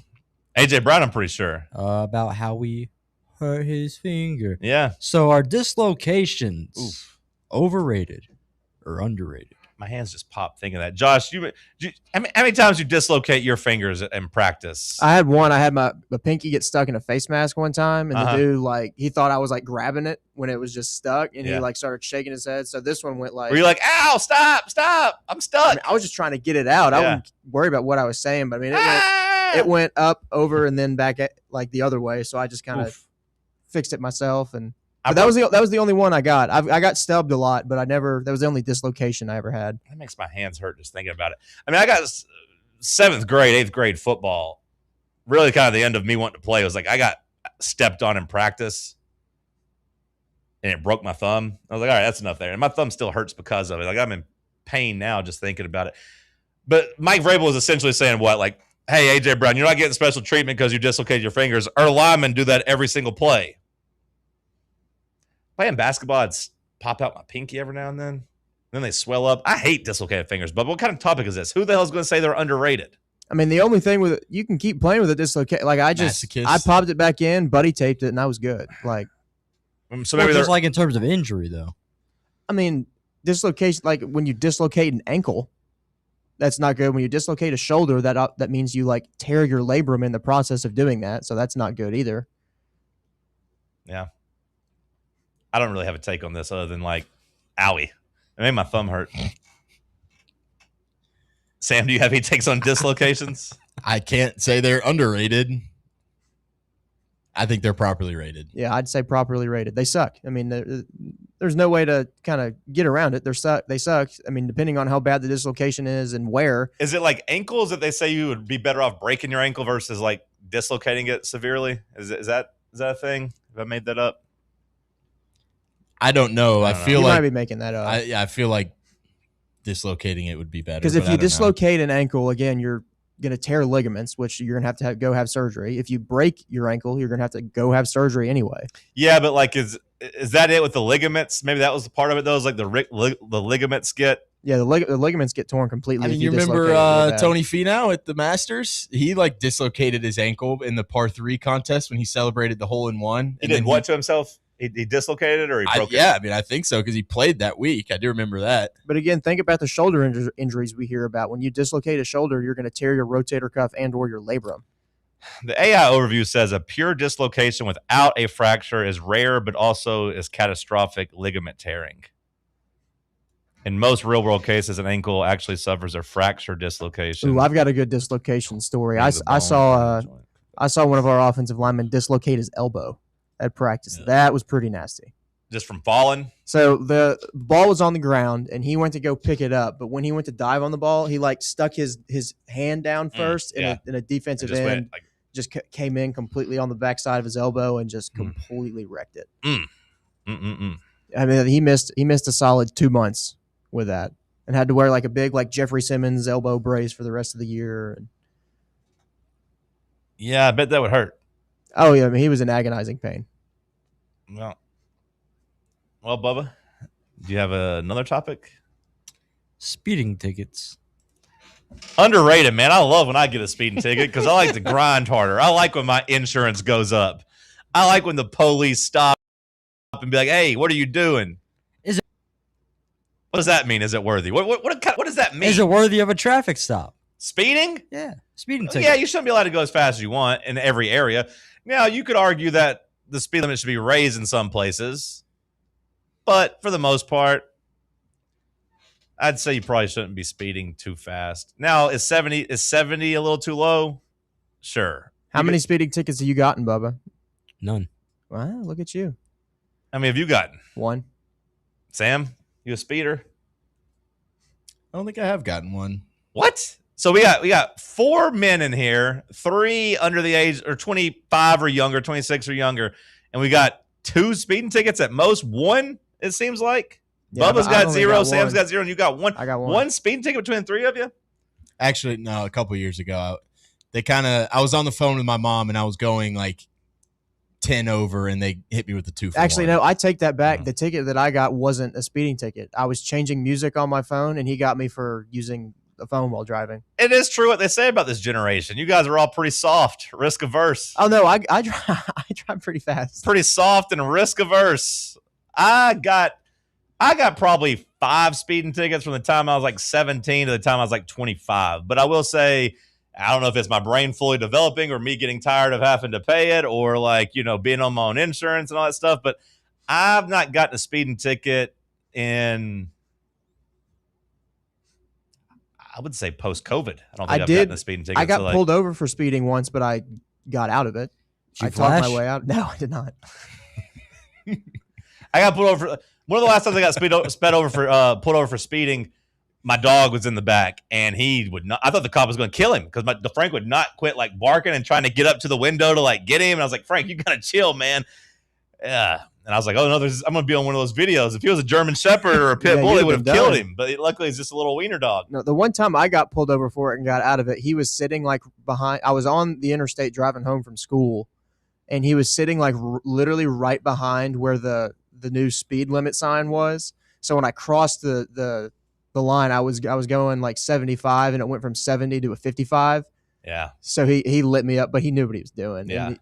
So he actually pull you over and like give you a ticket, or was he just trying to warn you? No, he pulled me over, but he didn't give me a ticket. He was just like, just pay attention. I remember there was a kid in my high school class who had he got himself like a sick Mustang his senior year, and he got caught going like 105 in like a 45. Nice. And he Did he go to jail? He got his like license suspended for like years. Yeah, you can't really do that. And he had to. I was just curious if they took him to jail. No, because I think he was still like a minor. Yeah. And I just remember he was depressed for like the next couple of weeks because they had him write some like essay on like speeding basically, and it was like 20 pages long. It was terrible.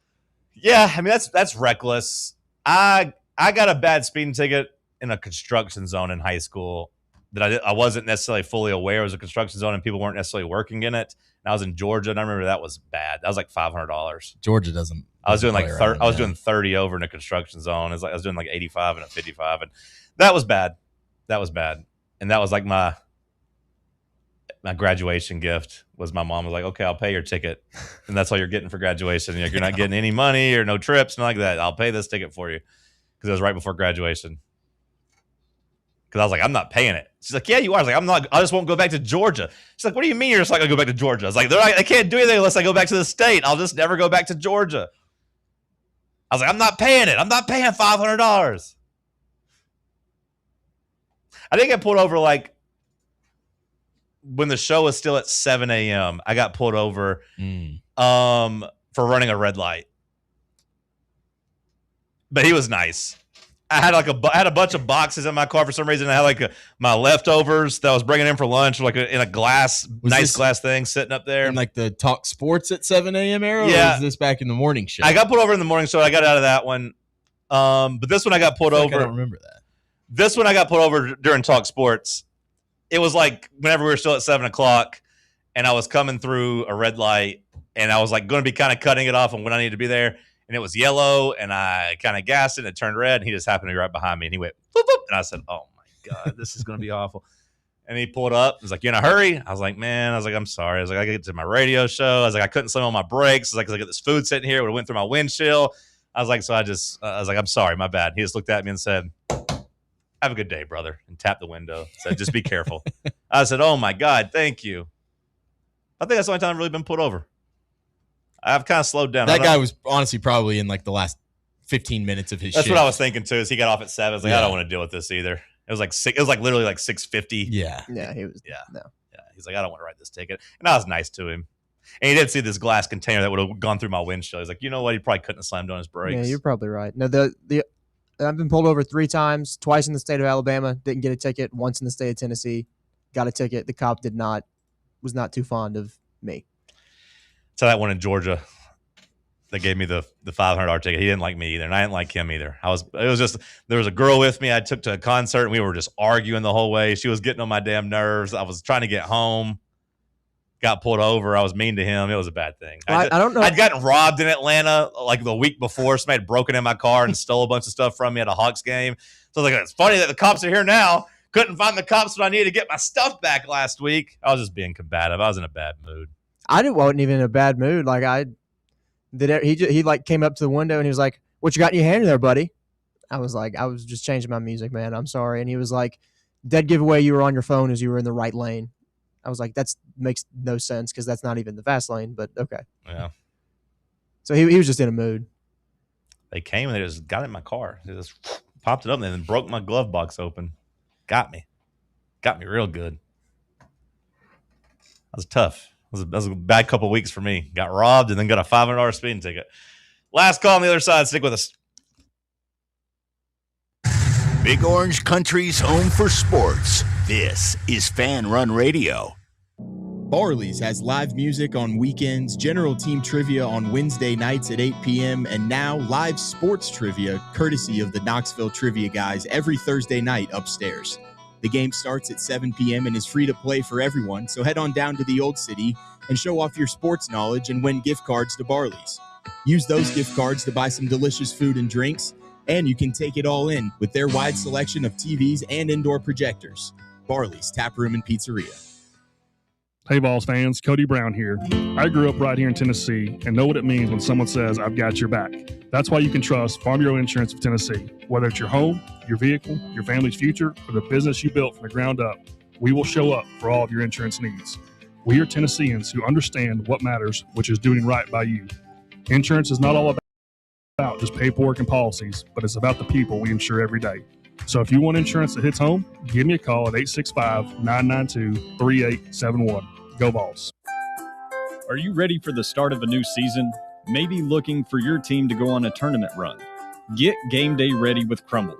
Head on over to your nearest location and pick up 12 pre-selected cookies plus exclusive toppers. When you're looking for dessert options, there's no question about who you should call on. Our listeners already know. Last year, the Dubai chocolate was a home run, along with the brownie batter. Oreo crumb was another crowd favorite. What new flavor will set the standard this season? If you're in the Knoxville area, there are 3 locations ready to serve you: Clinton Highway, Parkside Drive, and Maryville. Download the Crumble app to build your best lineup and vote on the best combos. You can even put your bid in to request a new flavor. Order in the app and slide on over to your nearest location. Tell them Fan Run sent you, and as always, it's for the fans, by the fans. Don't miss the cookies. Golf Envy Farragut is the premier indoor golf experience you've been looking for. And right now they are offering a limited number of founding memberships. Golfers can reserve their spot for just $150 before their September grand opening. Founding members receive 90 days of unlimited guest passes, as well as an exclusive risk-free first month. That's right. Try out Golf Envy with no obligation. Give it 30 days, and if it's not the right fit for what you're looking for, your first month's dues will be refunded. Members will get access to their Golf Zone 2 Vision NX simulator technology, the most realistic simulator on the market, where they can play more than 300 courses and compete in leagues and tournaments with players all across the country. Golf, rain or shine, 24/7, 365. To learn more and become a founding member, visit their website at farragut.golfenvy.com/presale. A brand built in Tennessee and born from the love of the game.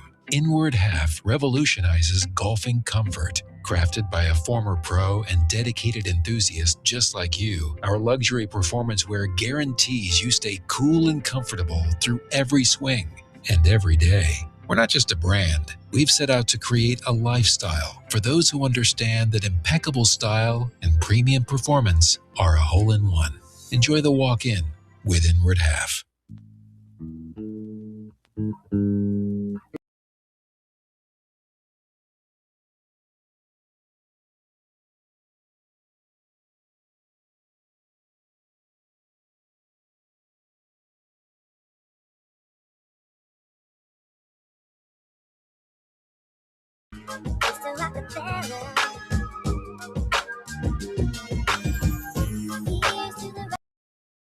Last call here on. Shout out to everybody that's made it to the end of the show with us. Is this a true update here on Live Golf, Sam? Have you seen this? Yes, it is. All right, so Live Golf apparently not dying. At least in For this, now, yeah. at least in this, at least for now in this iteration. So okay, so Live Golf CEO Scott O'Neill has announced that the league has secured a deal with a major investor that is expected to close in September. The league will feature 10 events, and players will become major equity holders in the league. So I guess this is a new direction for the sport, because I guess they're having to file bankruptcy on the first one, but like the players who wanted to stay could get like equity in the new, like in it going forward, because apparently they still owe John Rahm like $100 million. Yeah, it's like 150. Yeah. Okay, so notably, our next chapter will make our players the majority equity holders in Live Golf. It gives the league the foundation to keep growing the game worldwide. We anticipate finalizing terms in the. Well, I saw yesterday they apparently had told like some of their employees they had basically their 30-day notice that they were getting fired in 30 days. Yeah, that doesn't surprise me. But now they said they found some money. Interesting. All right, Bubba, what did we miss so far today? This is more personal for me, but I kind of have a problem with this. So Talladega is trying to get a Dega Con, like Dega Convention, in regards to Talladega Nights. Okay. It's a weird spot because it's like in one way it kind of cheapens their products. It's like, hey, this goofy movie that kind of, makes fun of us in a way. We're gonna celebrate that and praise that. But also on the other hand, it's like, hey, if you like that movie, come here, come out, have a good time, and then you might actually end up liking what you see if you just want to come, celebrate Sure. this movie from 20 years ago. How did you feel about Talladega Nights, Bubba, as a NASCAR fan? Honestly, I like it. Okay. And that it kind of pains me to say that, but it just led to a lot of like quotes of my childhood, you know. And it's like, oh, Mountain Dew, he's all jacked up now. Yeah. And then shut up, Chip. I got that. You like Spider Monkey. Keep going. Nah, I'm good. I do like it when the dad's like, hell, Bobby, I was high when I said that. He's lived his whole Bobby. life by that motto. Also, in case you were wondering about our guy, and by our guy, I mean my guy, Colts guy, Seth DeFlo Erskines with a new haircut. I did see the new haircut. I did see his new haircut. Not a great decision by the way. No. You don't like it? No, it wasn't. He's got DeFlo on the right side of his head. He's got a horse in the horseshoe on the back, and then the Colts horseshoe on the left. Fires me up. There is a Florida Steakhouse with a nude dining nights. Okay, so they have the specified nights every week, once a month. Class. We should do more stuff nude. Has a nude dining experience. The first Monday of every month. The first Monday of every month, you just need to come there and eat naked? Is that the promotion, Bubba? Come eat naked? Yeah. Okay. Guests can undress on arrival while chefs and servers must remain clothed for the meal. What's the name of this restaurant? Class Soire with an accent E. Class Soiree? Yeah, or Soiree or Nude night. I'm going to get to the bottom of this. Because it looks like a pretty nice steakhouse. Sounds fancy. Yeah, I mean, it looks like it does sound fancy. It's spelled fancy, like it's Soiree. Sounds. I'm curious to see what the turnout is for this. It apparently will cost men extra. Yeah, how come I have to pay $100 extra? Because the boobs, man. And then because the boobs. Did you not hear that segment? Boobs. No one wants to see our nasty bodies while they're trying to eat, all hairy and stuff. And then lastly from how me, much more? I don't need any more from you. Brock Lesnar. R.I.P. I think this restaurant owner is just really horny. Yeah. Everyone has a strip. Everyone has a ribeye. Everyone has cool dishes. We want to be different. Is that the plate? Like, is that the food that you would want to eat naked too? Unclad. Okay, let's see. Unclad eaters. Sushi. Unclad eaters will have to dish out $250 if they're a man, $150 if they're a woman. Also, imagine just like showing up to there as like a tourist on nude night. Whoa. Or $300 if they're a couple to eat in the buff. I think barbecue, Bubba. Officials have said that it is As legal. I was sitting there, barbecue sauce. You said that's the food you want to eat naked or don't want to eat naked? I think that would be the most applicable. Okay. Oh, well. I'll think about it next time I eat barbecue. Say I'm naked. Good job by you guys today. The Tony Basilio Show coming up next right here on Fan Run Radio.